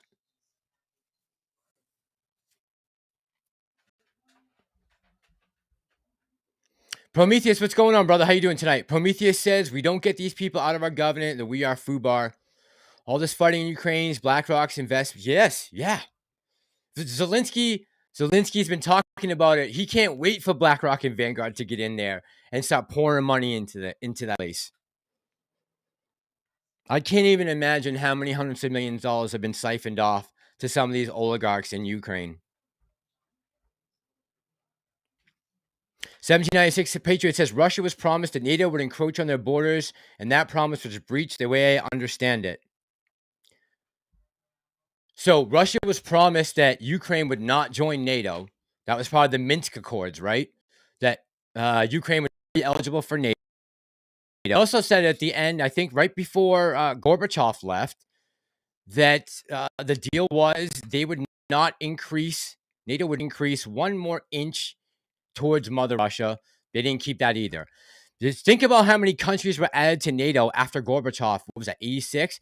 Think about how many, Estonia, Lithuania, Romania, all these countries that they kept adding closer. Now, Finland, Norway, they keep closer and closer and closer until you're right up against the border with Ukraine. Now, what's Putin supposed to do at that point? He's been told over and over again that it's not going any further. At some point, when is enough enough? That was the deal. But 1796 Patriot, Angela Merkel's already come out and said that they were lying about that.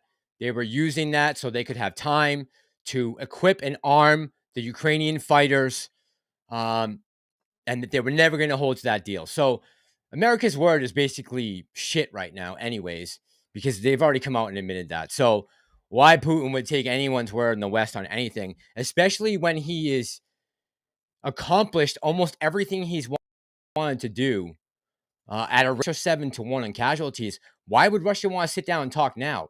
You guys got to sit down and talk. And it's going to be ugly for Ukraine. The consolation prize is going to be a little underwhelming, I think, because they are finished. Ukrainians are done.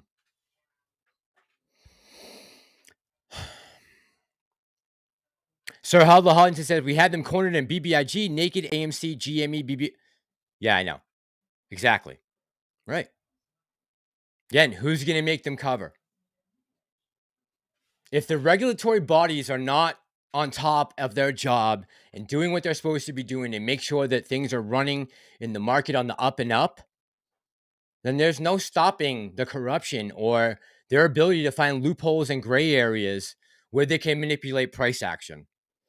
And I've had to learn that the hard way, but I hope we're all learning it together. Floyd says, wait, what did Floyd say? I gotta run to the bathroom real quick. What did Floyd say? AMC had them cornered until the yes influencers. Floyd, you think that we were in a good spot before the reverse split?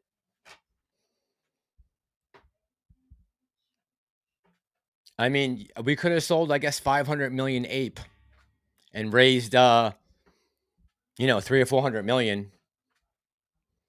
We could have done that. He could have done that. He could have done that. But then what? To what end? Just keep. I mean, at what point would ape become absolutely worthless? How much can you dilute ape until it has no holds no value anymore? Prometheus says the Massalorian, BlackRock, and Vanguard already own 60% of Ukraine. What, the land, Prometheus, or just like contracts for the businesses? David Ditter says the AMC vote was rigged to guarantee the yes result. I can't say that's not true, David. I don't know if it was rigged. I wasn't in the room with them. It's possible. Anything's possible. I can't prove that. If we had some hard evidence of that, we might have a nice case, but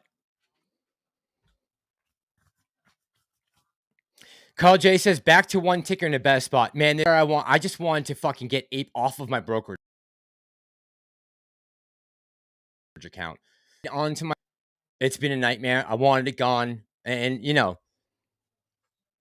I would rather you know, it's a hard thing to say what I really wanted more, but I didn't want to keep throwing apes out at 60 cents or $1 or fluctuating some there. I mean, you know, we would have been delisted in no time. Floyd, we probably still own the float. We just dropped the float from 512 million to 150 million.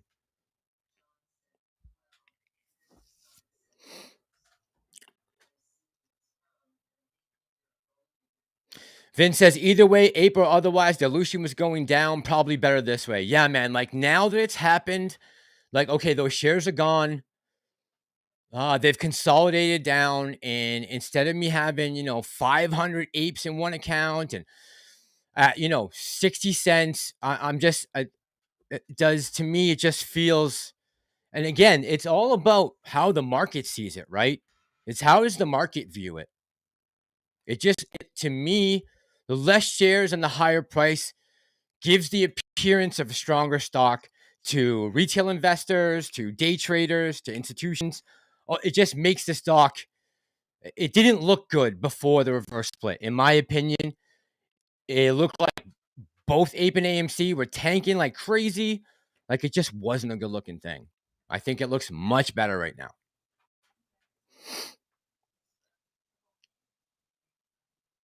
Floyd, I never try to censor, man. Honestly, like I got everyone's opinion on there. Look, we're all retail investors. You know, we're all holding this company, and we all have opinions on how things went down, man. I would never want to censor anyone because what your truth is and what mine is differs, right? And maybe you'll sway my opinion, or vice versa, right? It's always good to have that conversation. That's why I hate the censorship, because the only way you can really talk through things is by having that debate, by having that conversation between two people. Look into the past of history. Censorship has never been for good things. It's always been something tyrants use. And you know, this is a community. We're not trying to be tyrannical here.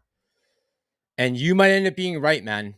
In the long term, you might, or the short term, you know, maybe the reverse split wasn't a good idea. You could be right. I could be wrong. That's why we have the debate, right? And I'm all about learning from other people. And I'm all about discussing and talking things out, because maybe there's points that I'm missing or vice versa. It's always good to have the open conversation. Censorship has only been used by tyrants.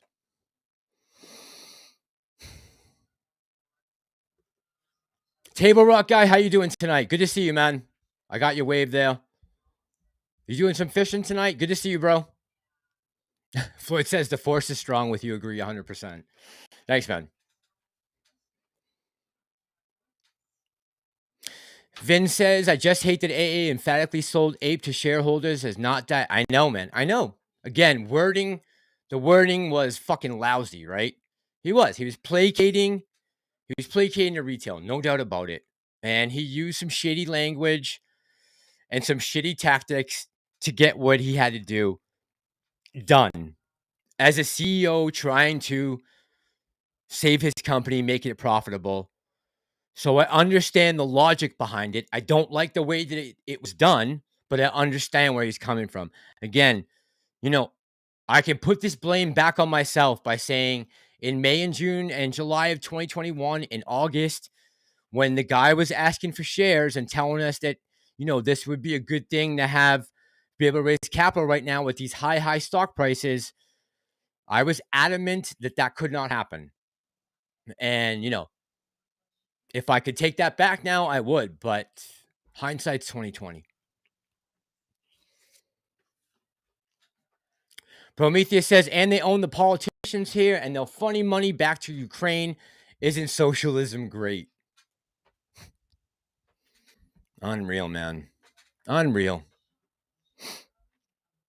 Vince says, do you have news for us? Down 120K. Hang on.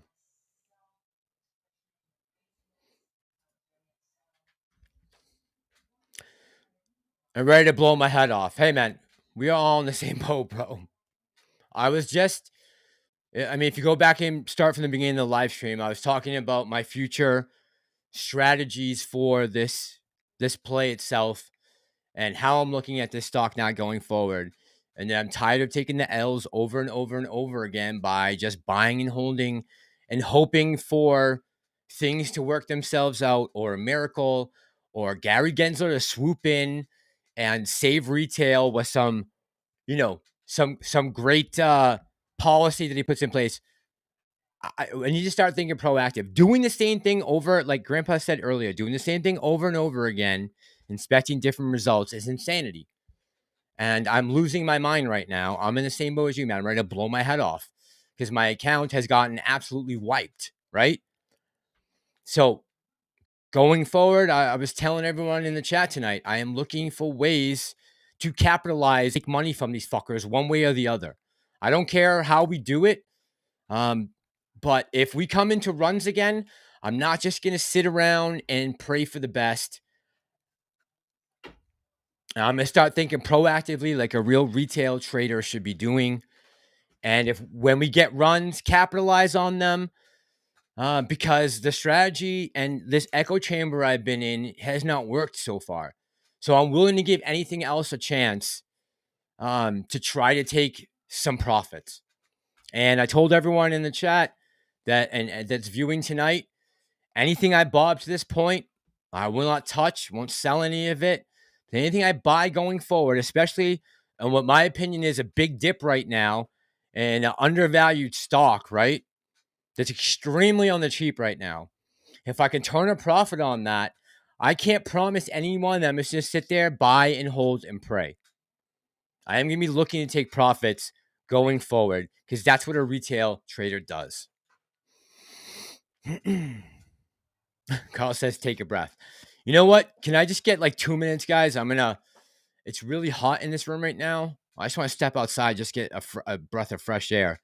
Floyd says, I feel like we should occupy Wall Street again. Floyd, so good point, right? The protest we did down in DC in January when they took the buy button away, this year was a flop, right? We didn't get anything accomplished. Think about 2008. They actually occupied Wall Street. Like thousands of people camped out and caused a national story for weeks on end.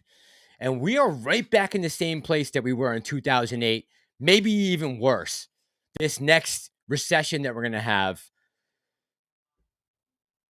All good, all the good that did, right? These people do not care. They don't.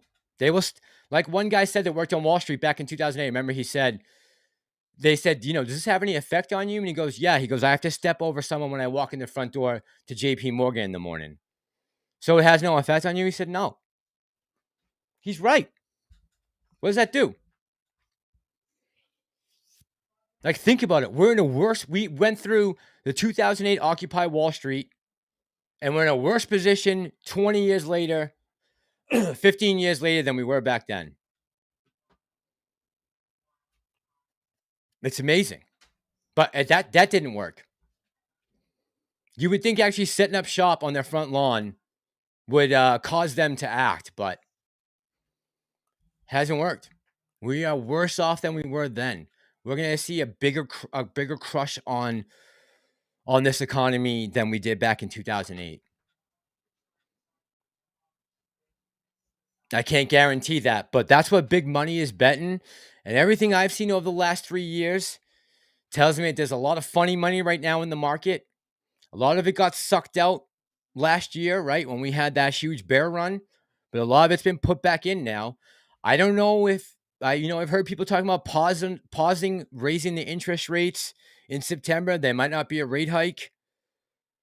I think that's a bad idea, but I think that maybe, the administration wants the appearance of Bidenomics working and the market continuing to be propped up artificially. Again, we're all just speculating here. Who knows? Maybe we'll be in a bull run for next year. And Biden will get his mind back and start completing sentences, and we'll live in a fucking utopia. I don't know. But I'm not counting on that. Vince says, vote blue no matter who. I know. Like fucking Kyle Kalinske, moron, and Crystal Ball, trying to sit there and tell Brianna Joy Gray that she's right wing if she doesn't vote for Biden. The balls on these people, unbelievable. Thanks, Floyd. Appreciate that, man. I appreciate you coming by and discussing with me. Shad says, I can't average down enough to get to a reasonable level. On AMC, Shad?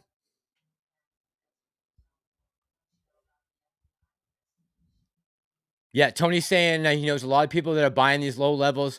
The only question is, will it go lower? And again, I'm going to tell you guys right now, in my opinion, I think there's still probably a little room for some pain.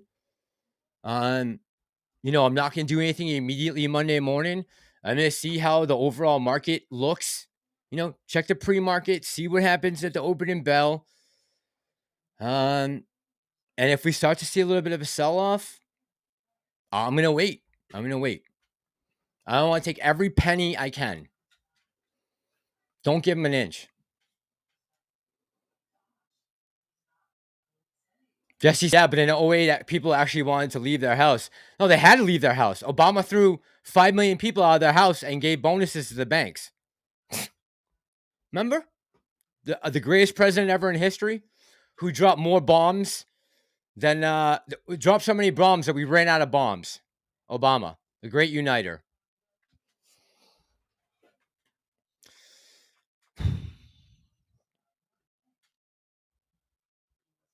Table Rock guy says, I got 385 shares at a 101 cost, average down 92%. There you go.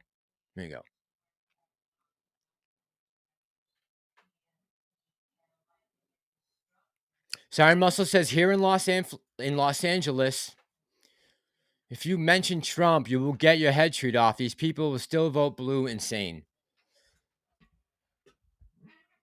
People are seriously contemplating maybe putting Gavin Newsom out to run. I mean, in a state that for the first time had a net negative population decrease, 500,000 people left the state, and something like 6,000 businesses. And they just took away the parents' rights in the house to verify their kid's gender. Oh my God. It is fucking Looney Tunes out there. Looney Tunes. California is like my second home, man, but I would never move back there. Never. Yeah, it's crazy. The derangement syndrome going on right now. It's something else. You can't tell me things are better right now than they were in 2019 before COVID came. And I'm not going to be a conspiracy theorist, but the more I think about this as a rational human being, man, the timing on COVID was just amazing, wasn't it? I remember sitting in my room back in 2020 and watching YouTube, and literally every other commercial was the state of New Hampshire trying to send me a mail-in ballot. It was, bombarded on the airwaves with mail-in ballots. I don't think that was directed at Republicans. A lot of times Republicans vote in person. But yeah, man, the timing on COVID, the more I sit back and think about it, seems highly suspicious to me. Highly suspicious. I really do believe that there's a good possibility that this was, planned, and maybe not by, the Bidens or anyone like that. This could be a globalist thing, right? because it really did almost destroy the West. I mean, thank God people put their foot down and said no more, right?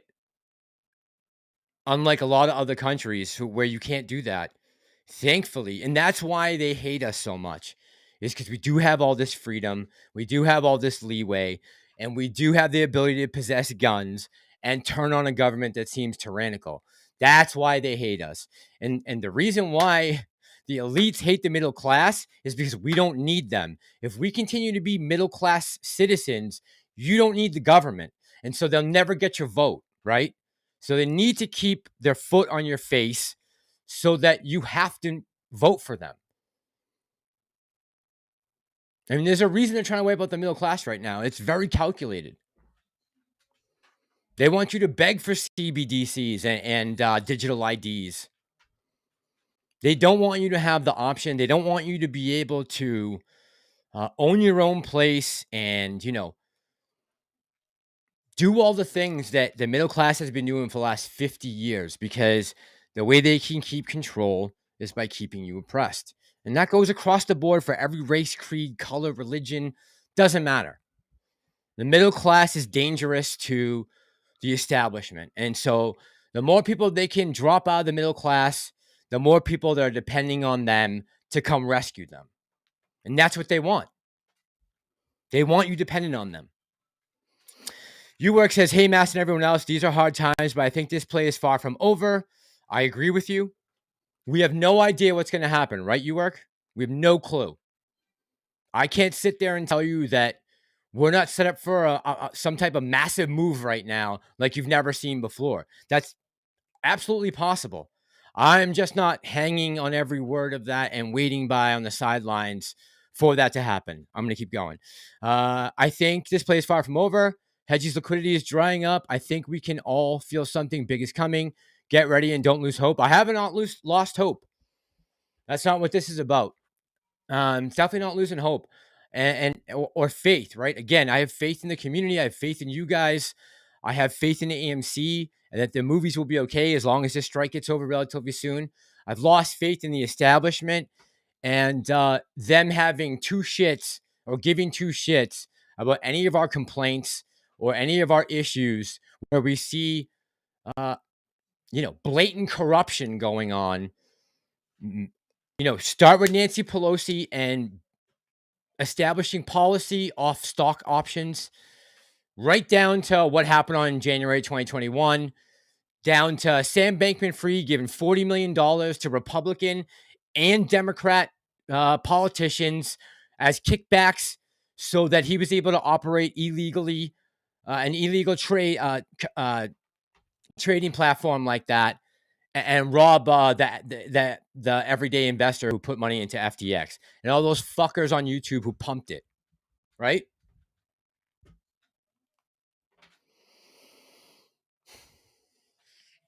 All right. How long have I been going for? Damn, I feel like I'm rambling. Titan476K says, I was at 70 after split, been buying since 7 and changed still buying. Yeah, I like I said, I got a little lucky the other day because I went to go get in when that went out on their brokerage app, and that saved me. Right now, I can buy 2 shares for what I was going to pay back last Thursday.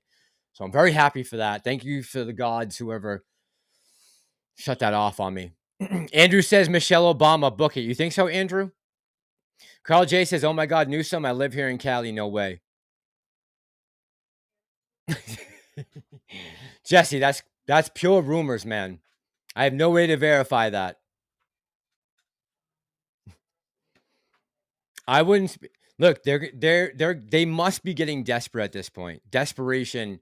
They are getting desperate. They're talking to Kamala Harris if she's ready to step in. Joy Behar has turned on Joe Biden. Whoever thought you'd see that? Something's brewing. I don't think they can put that guy out there and run him in 2024 against Trump. I don't think so.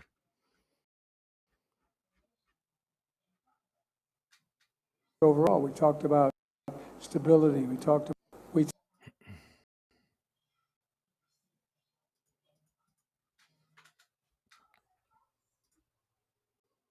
we talked about at the conference overall. We talked about stability. We talked about making sure that the Southern Hemisphere had access to change it, had access. It wasn't confrontational at all. He came up to me and said, Thank you, everybody. This ends the press conference. Thanks, everyone. Thank you. Thank you.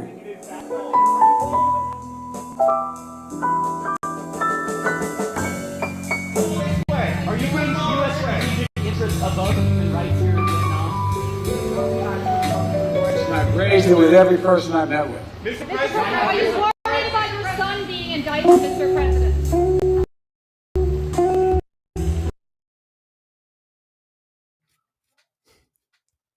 Leader of the free world right there. He said, what? I don't fucking know. You tell me. Something about the Southern Hemisphere and Himalayas with Xi Jinping. I know, right, Dana? It's embarrassing, man. Can one of the 81 million people please come forward and identify yourselves? I want to meet one of you someday. Someday I'm gonna meet a Biden voter. I know I am. I have faith.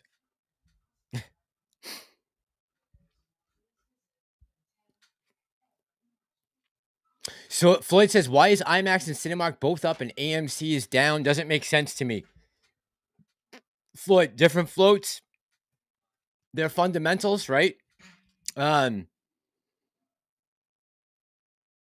biggest thing, honestly, in my opinion, is probably because we just had a massive dilution. Now, whether or not that actually happened over the last week or so, I don't know. We won't know until we get the actual filing that they're done. Well, I would assume, and look, and no doubt about it, we have been heavily attacked, right? They are out to crush us. Like, that's not lost on me. I get that. There's a reason why Cinemark and IMAX continue to, do their thing, and we just keep going down, right? We're getting smashed left and right. 50 days on threshold.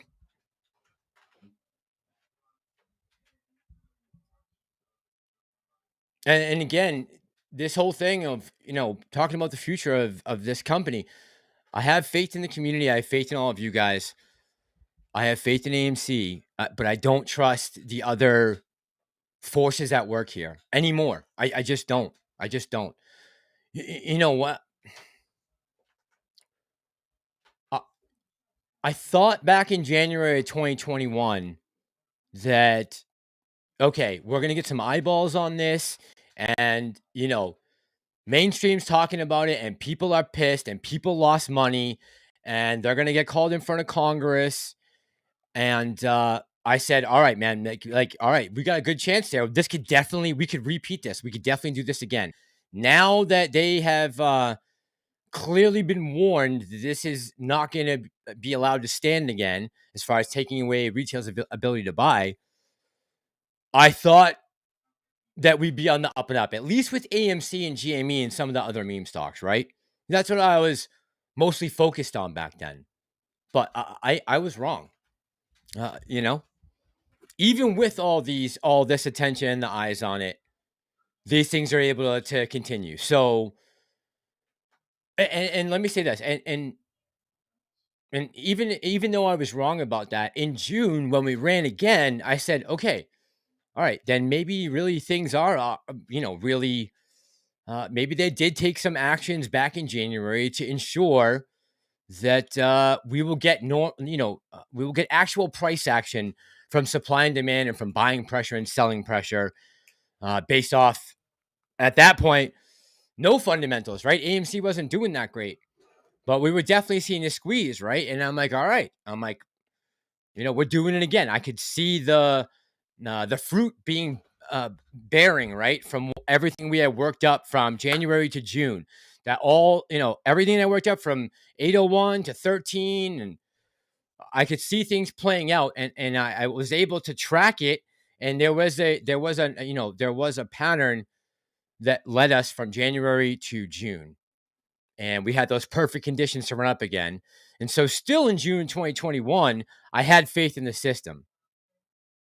And even with the sell-off, because I understood after he dropped the 20 million shares in June, I understood the price was going to come down, right? I understood we were way over evaluated as far as what we were worth in market cap, right? I understood that. I got that. But I didn't think we were going to be able to see them take it from $72 to 72 cents. And, I'll say to everyone who was watching me before the reverse split, when I was like, well, if they can short us, because, everyone was like, why won't they just short us down again? And, in retrospect, looking at shorting down a $10 stock to $1 or $1 stock down to 10 cents, I just didn't think that would be possible with a stock like AMC.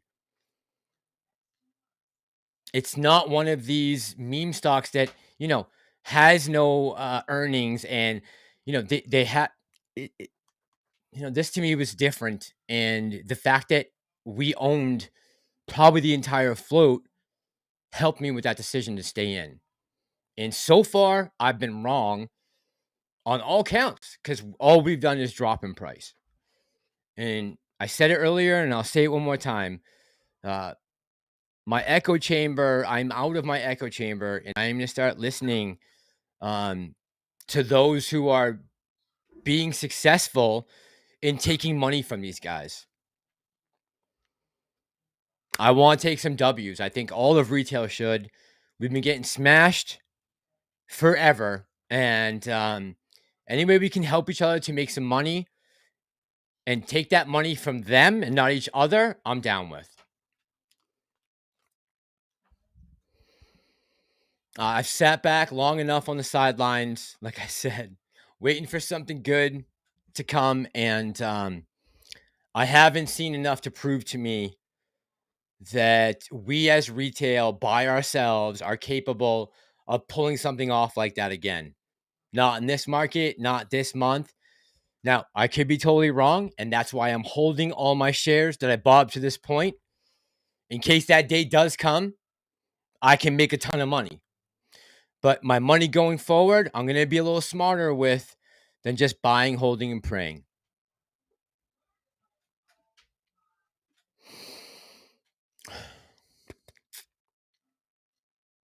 Jesse says Shane Gillis said it best. When Biden has finished his speech, he turns into a Roomba. I know. Fucking bouncing off walls. What an embarrassment. God damn. How did we get ourselves into this? David Ditter said, I've seen Biden voters. They are so plugged into MSM, you can't even talk to them. God knows what MSM is telling them. They can't be showing them these clips, right? Like, I don't watch mainstream media anymore, to be honest with you guys, but they can't be actually playing these on mainstream media, right? Tony says, IMAX and Cinemark both are booking profits. IMAX 3 in a row. And yeah, not as much debt, right, T? Smaller floats, all that shit. Even though our float did get a lot smaller just recently. Yeah, and just psychologically, man, I going back, because someone asked earlier about Ape, and psychologically, I like having Ape gone and AMC just being a thing and seeing a better price right now. And I think that bodes well over the market, the broader market itself, with institutions and day traders and everyone, right? That Ape was just like an anchor hanging on our chain, an anchor hanging on our leg.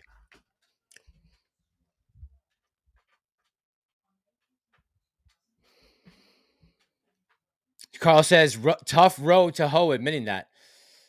I have no problem. Look, I can't blame what's happened on anyone by myself, but I understand that there were other forces at work here, and a lot of things that happened, negative catalysts for us that none of us could have foreseen coming, right? No one could have predicted it. Even Lou versus Wall Street wouldn't have been able to call it like the way things went down between the Ape and, the court case, Zern's hearing, Zern's decision, all that stuff. No one could have prepared for any of that. I think a lot of us were just looking at this as a short squeeze play, got in early in early June 2021, and we're hoping for a massive run up. We got that to 72. A lot of us held through that, thinking that, and in me personally, I assumed once we got to triple digits that we would be off to the races, and then it would be 10 times what GameStop was. And then I got hit with the reality of those 20 million shares dropping in the market at 72. And since then, it's been playing a completely different ballgame. Dennis says, hashtag Lou is always right. You're right. You're right. He is. He called it. Carl J says, I was trading it. Carl says, people sold GME the week it ran to 48 or so. Next week it hit 400. I know. Like I said, I'm keeping my original investment. I will be ready if we have some type of massive short squeeze. I'll have plenty of shares. But, yeah, I don't want to take no more L's. Especially, I'm sick of giving my money back to those guys. You all should be too.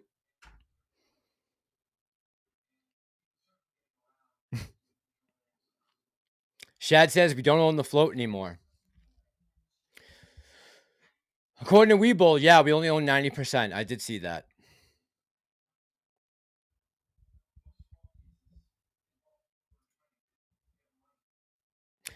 Tony says the biggest disconnect is people don't accept that AMC's finances are a wreck. Yeah, and again, T, during the earnings call, Aron didn't even really mention anything about when you're saying about the numbers. I'm assuming the amount of debt we have. He's not even concerned with that. And, I've seen a lot of people talking about being able to push that debt off into the future. And there's definitely some truth to that, right? Of course they can do that and defer some of that. But I don't know what else they're going to use with all the money unless they have some brilliant idea that I'm not aware of. I don't know. Maybe they do have something that they're working on big. But my main concern right now, and first and foremost in my mind, is that the writers and actors have been on strike now for over 2 months. I don't know how long that's going to last. They're already pushing things from Q4 into Q1 of next year.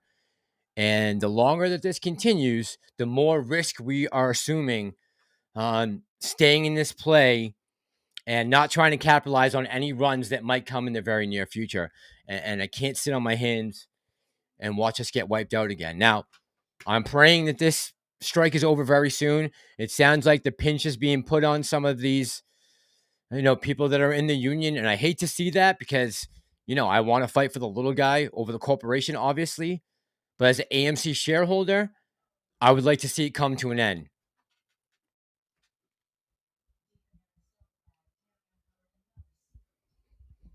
David says, hedges can sell you something they don't have, own. What are we talking about regarding the AMC's health? I know. It almost is funny that we even have to sit here. I know. You're right. It's ridiculous. It's ridiculous. Again, I have no faith, right? I've lost all faith at this point. So, got to find another strategy going forward. Vince says, dude, I have 4,000 AMC shares. David says, I'm sick of giving my shares back. Yeah, man, that was a tough pill to swallow, right? That was a tough pill to swallow.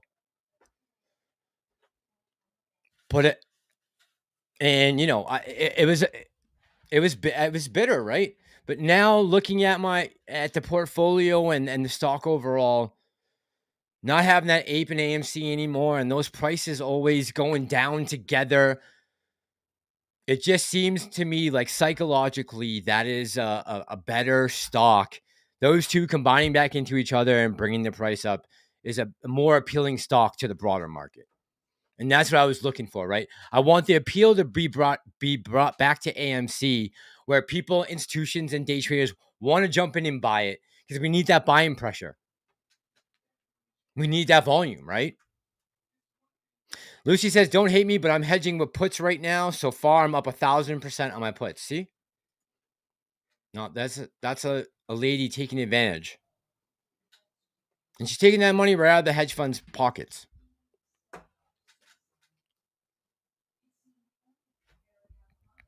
Andrew says, anyone thinking this play about financials right now is crazy. Yeah, because nothing makes sense from what happened back in 2021. Seeing the complete opposite of where we were then to now. and getting a run from $4 to 72 based off those fundamentals, to see us coming down since then 90% with improving fundamentals. How does that work, right?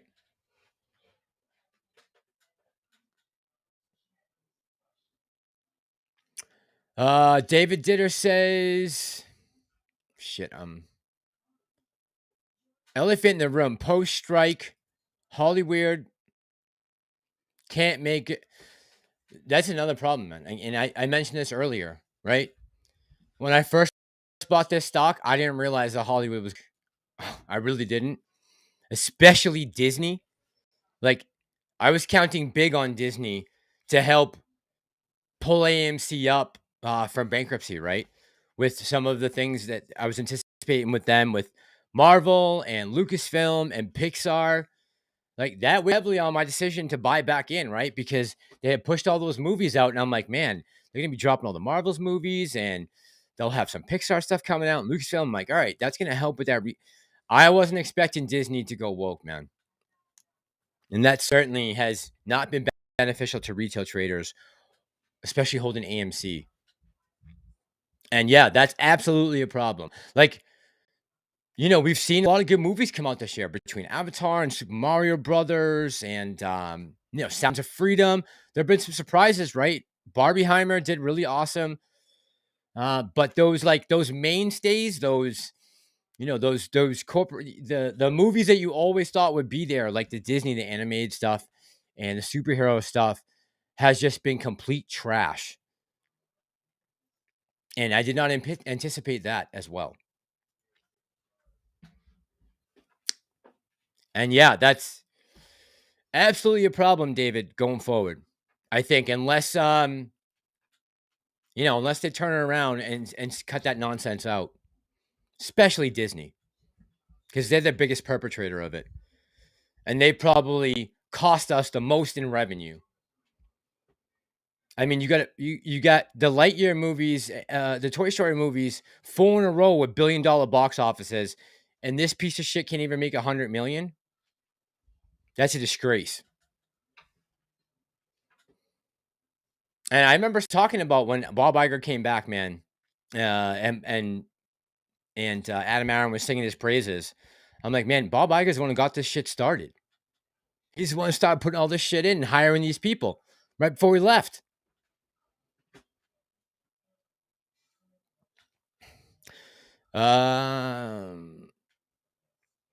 Candace says poor Walt's rolling in his grave right now. Seriously.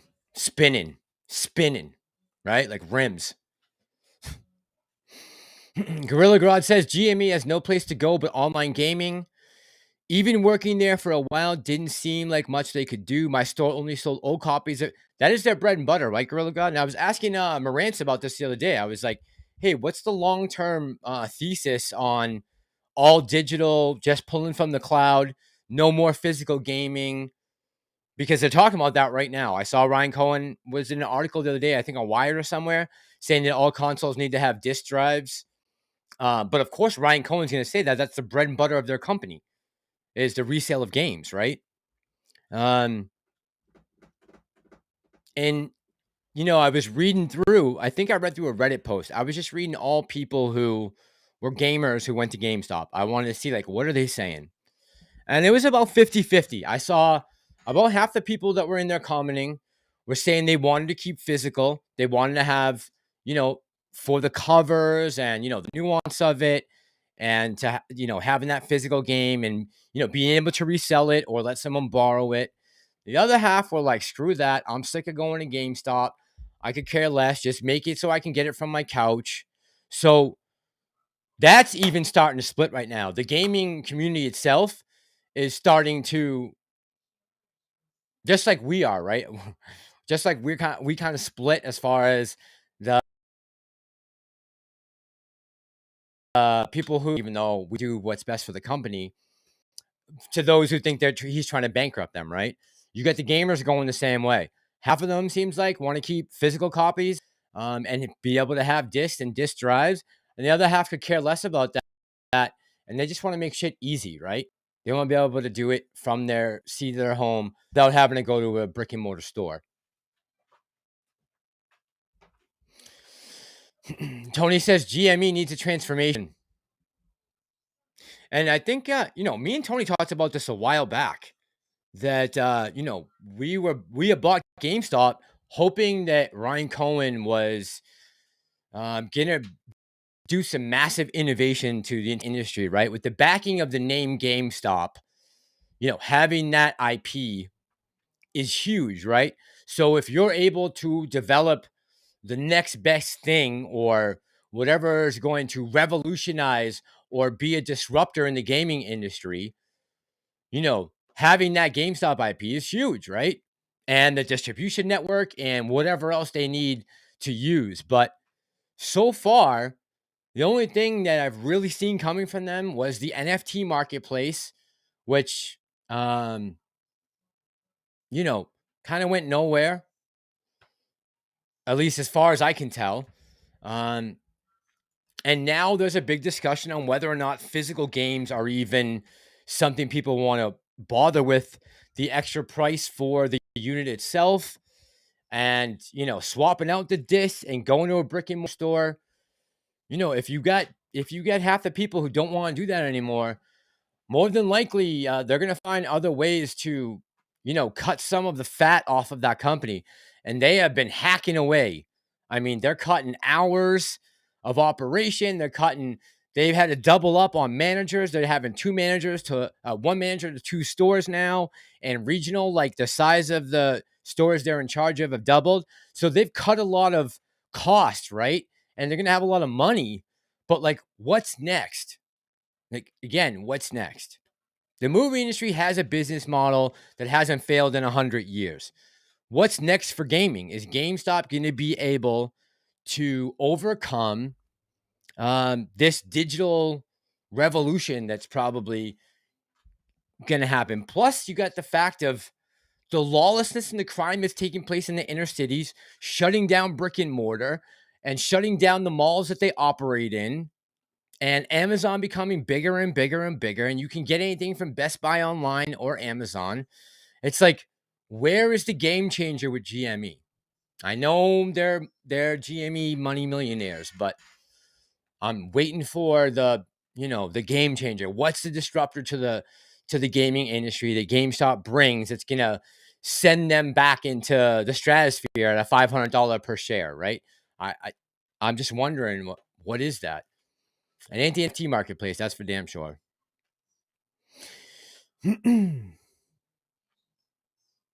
Jesse says mass. No, but someone did tell me that he did a video about me.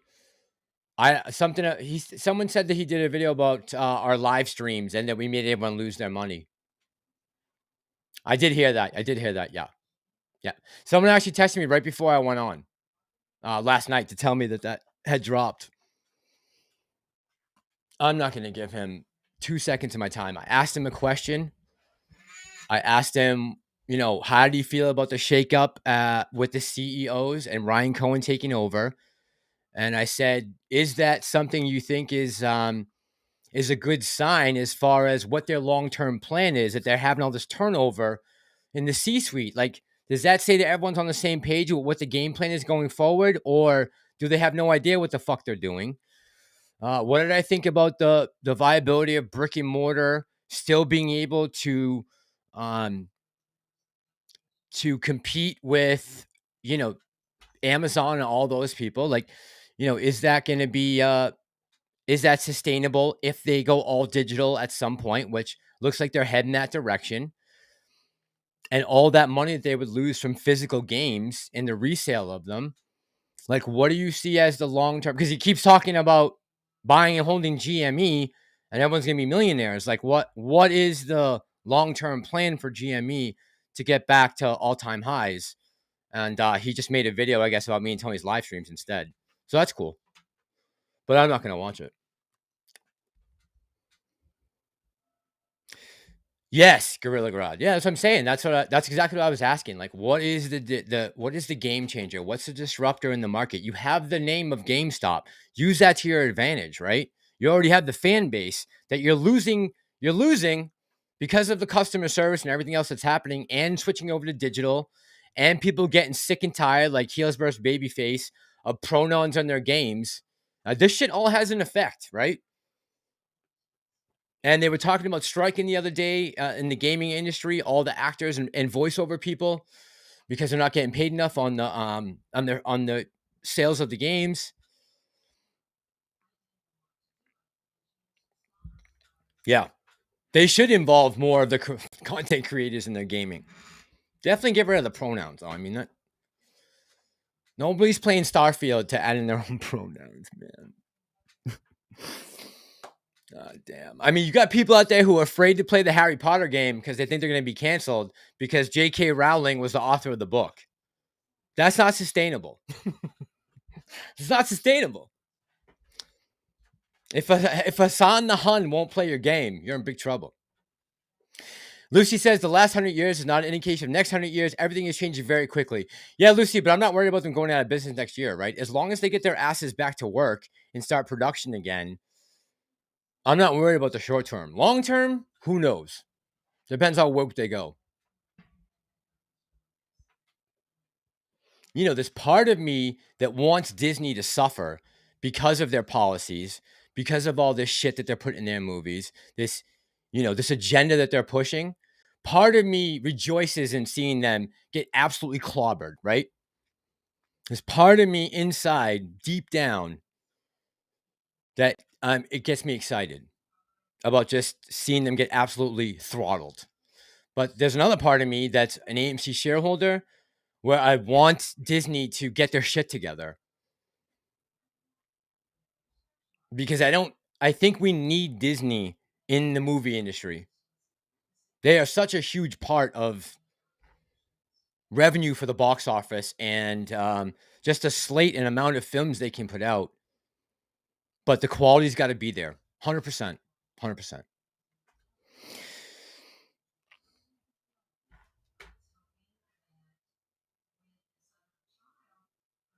AMC Panda says, I need AMC to squeeze so I can buy a new PC to run Starfield on Ultra.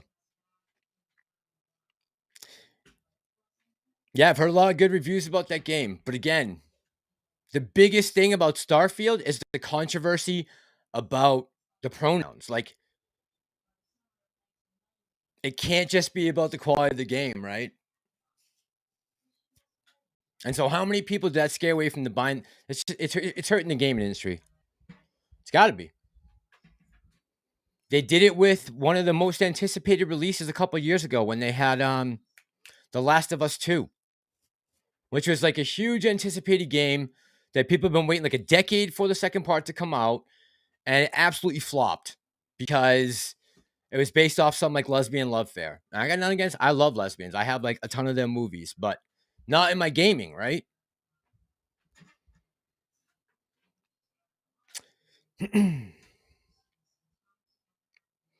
Gorilla Grodd says, since the inception of motion pictures, people have always wanted to be part of the worlds created through film, live through those screens. Yeah, escapism, entertainment. Right. No one wants it built. We don't want movies made for the modern world, right? With a modern twist. I mean, they.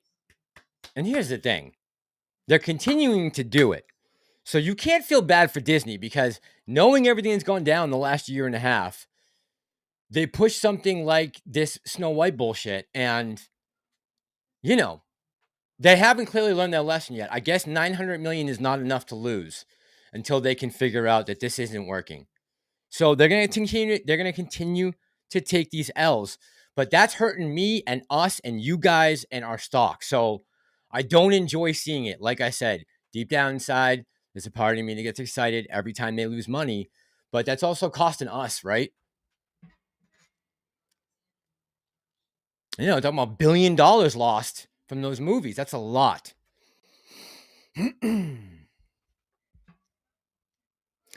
Tony said, never thought I'd see the day we're discussing pronouns in the same sentence. It's a huge thing that blew up a couple days ago, Tony. Yeah, I know.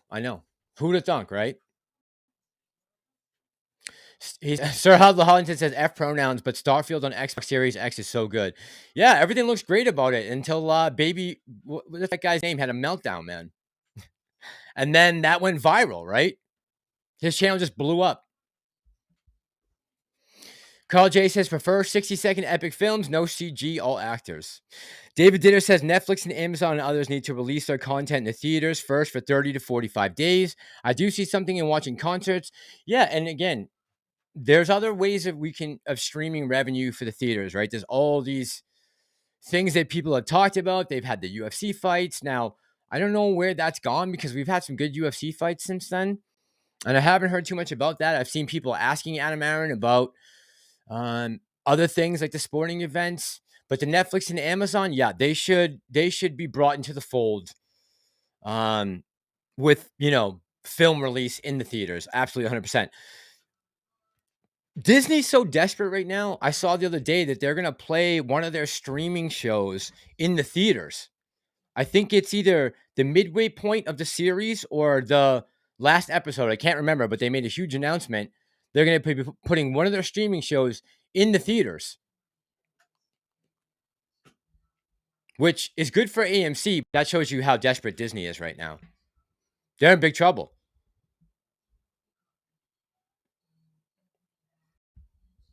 Table Rock says, I never heard you tell me to buy or sell anything. Thanks, Table Rock. I don't,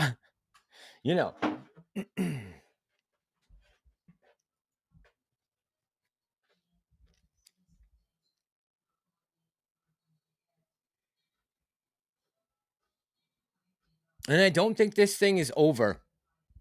Again, I've just lost faith in the powers that be who are supposed to be overseeing the market. I don't think they give two shits about what retail is doing. As long as the money is coming in, I don't think they care. Gary Gensler clearly doesn't care. The guy was laughing on Jon Stewart about retail realizing that the market is a scam. He laughed. This is the head of the SEC. Andrew says episode 5 of Ahsoka. That's what it was. It was Ahsoka, yeah. And I'll be honest, guys, I know it's Massalorian and I love Star Wars, but I can't watch Ahsoka and Dave Filoni and fucking Sabine Wren and Rebels. I like the old young Ahsoka back in the first couple seasons of Clone Wars, and then I was kind of over it after that. I mean, there's no emotion in the characters. It's the acting is just terrible. Like, how am I supposed to get into those characters? Especially if you've never watched Rebels, how are you supposed to get into that crew and like really be, rooting for them or wanting, to follow their story? They have no personality, zero. She is hot though. I'll give you that. Eddie Conception says AMC has been spending everyone's money. Company doesn't even own shares. Eddie, you still holding? David says shopping malls need to shrink and move into AMC. I would love a bar. You don't have a bar in your AMC, David? Then hey, in the pharmacy for protection under one roof. There you go. Is Ahsoka good? I gotta say, I've only read the reviews. I've watched every other show that's come out for Star Wars on Disney streaming. I've watched and been disappointed. So I'm getting over it, man. I'm fucking over it. I'm not going to keep giving them the chance to ruin my childhood. I'd rather just keep it in the past. There's 6 movies that were before Disney. And I liked The Mandalorian and I liked Rogue One, and that's about it. Other than that, there's Disney Star Wars and there's George Lucas Star Wars, and there's Expanded Universe, and I continue to consider all 3 things separate.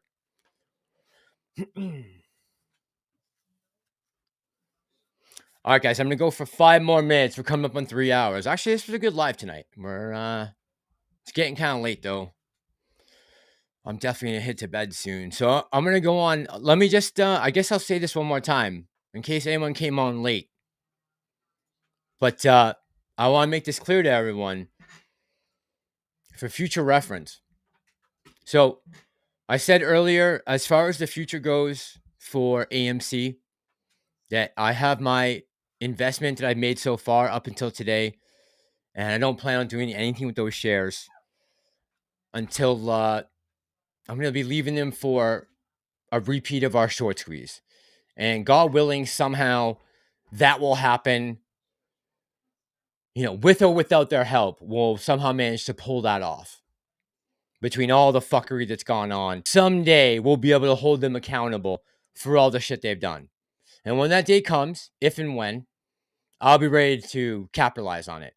But going forward, I am no longer going to be looking at this play as buy and hold and pray, because that's not what a retail investor or retail trader should be doing. They should be looking at ways to make money and using the system to your advantage that we have, right? Play it to your advantage. If you can't beat them, join them. And I think AMC is very undervalued right now. I think we still have more pain that could come. Don't quote me on that. Tomorrow we could bounce and rip, and you'll all run back and be like, Mass, what the fuck? I don't know. But I think there's still room that this could come down a little bit. And I am looking for an opportunity to get back in post-split.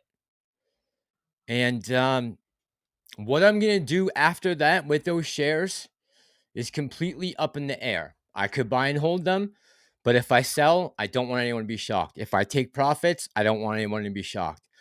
But as Grandpa said earlier, doing the same thing over and over again with the same results is insanity. And for almost, over 2.5 years now, that philosophy has not worked. And maybe there is something bubbling under the surface that is going to come up soon and pump this stock, and we'll go ballistic. And I'll be ready for that too. But I want to be ready in case that doesn't happen. I'm tired of taking L's to the hedge funds, and I want to take some profits from them because they have systematically almost wiped out my entire position. So I'm going on the offensive with these guys. I'm going to try to find ways to make money in the market that we have and with the tools that we can access right now and use to our advantage. And I don't want anyone to think I'm selling out or anything like that, but this is about, me worried about the future for the entire industry and the country itself. And like I said, I have no idea what is coming up before this election, but I saw COVID and Antifa unleashed on the country in 2020, and it wiped out, half of American business.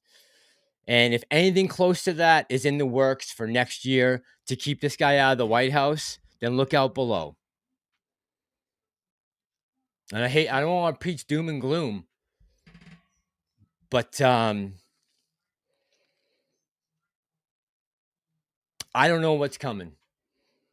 But I think a Bolshevik revolution might be in the works.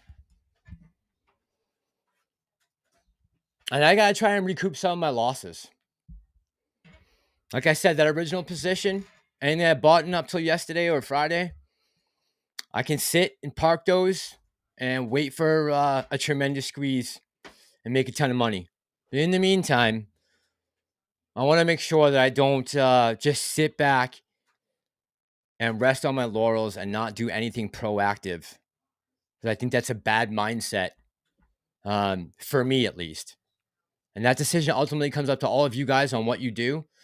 And I won't think any less or any more of anyone, depending on what they do. But I want to try and be smart about this because I do believe that there's some pain coming for this country. Financially, economically, I think the dollar's in trouble a little bit. I think possibly we could be involved in a major conflict in Europe again. They could lock us down. A million things could happen. I don't trust the administration or the oligarchy or the establishment anymore. I don't. I got no faith in them that they're looking out for us, and they could give two shits if me or you guys drop dead tomorrow. It's not going to affect them one way or the other. We need to start looking out for each other, and trying to put some pain back on them.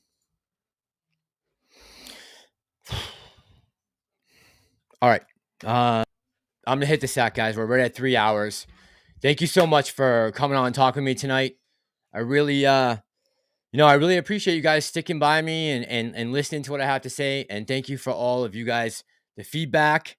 And, I get to learn from all of you too. So it's really good. And I hope everyone got a chance to say something tonight. I hope I got your comment up or your frustration or whatever it is. Thanks to my mods. I saw Lucy in here tonight. Prometheus was in here tonight. I don't think Tony's my mod, but Tony, thanks for coming by, supporting me, my channel. Yeah, I love you guys. Look, don't take anything personal in this game, right? Look out for each other, and I think transparency and being honest and upfront with everyone is the best course of action. Admitting when you're wrong is important, right? And going forward, I want the best for everyone. I want people to know what I'm doing. I want to be open about it, and I hope all you guys can also try to get in that mindset of fucking getting proactive with the market, right? And taking the power back into your own hands. And it's not for everyone, but I'll be here for everyone, no matter if you buy, sell, or hold. I'll be here for you guys. So let's see how tomorrow goes. Keep our fingers crossed. Honestly, I hope we come down a little bit because I'd like to get in a little cheaper, take a little more off the top. But if we climb tomorrow and take off, I got plenty of shares to ride with you guys. All right. I love you guys. Thank you so much. Dana, Gorilla God, Tony, Andrew, Liz Clayman. Thank you so much, guys. Have a good night, and we'll talk soon. Bye.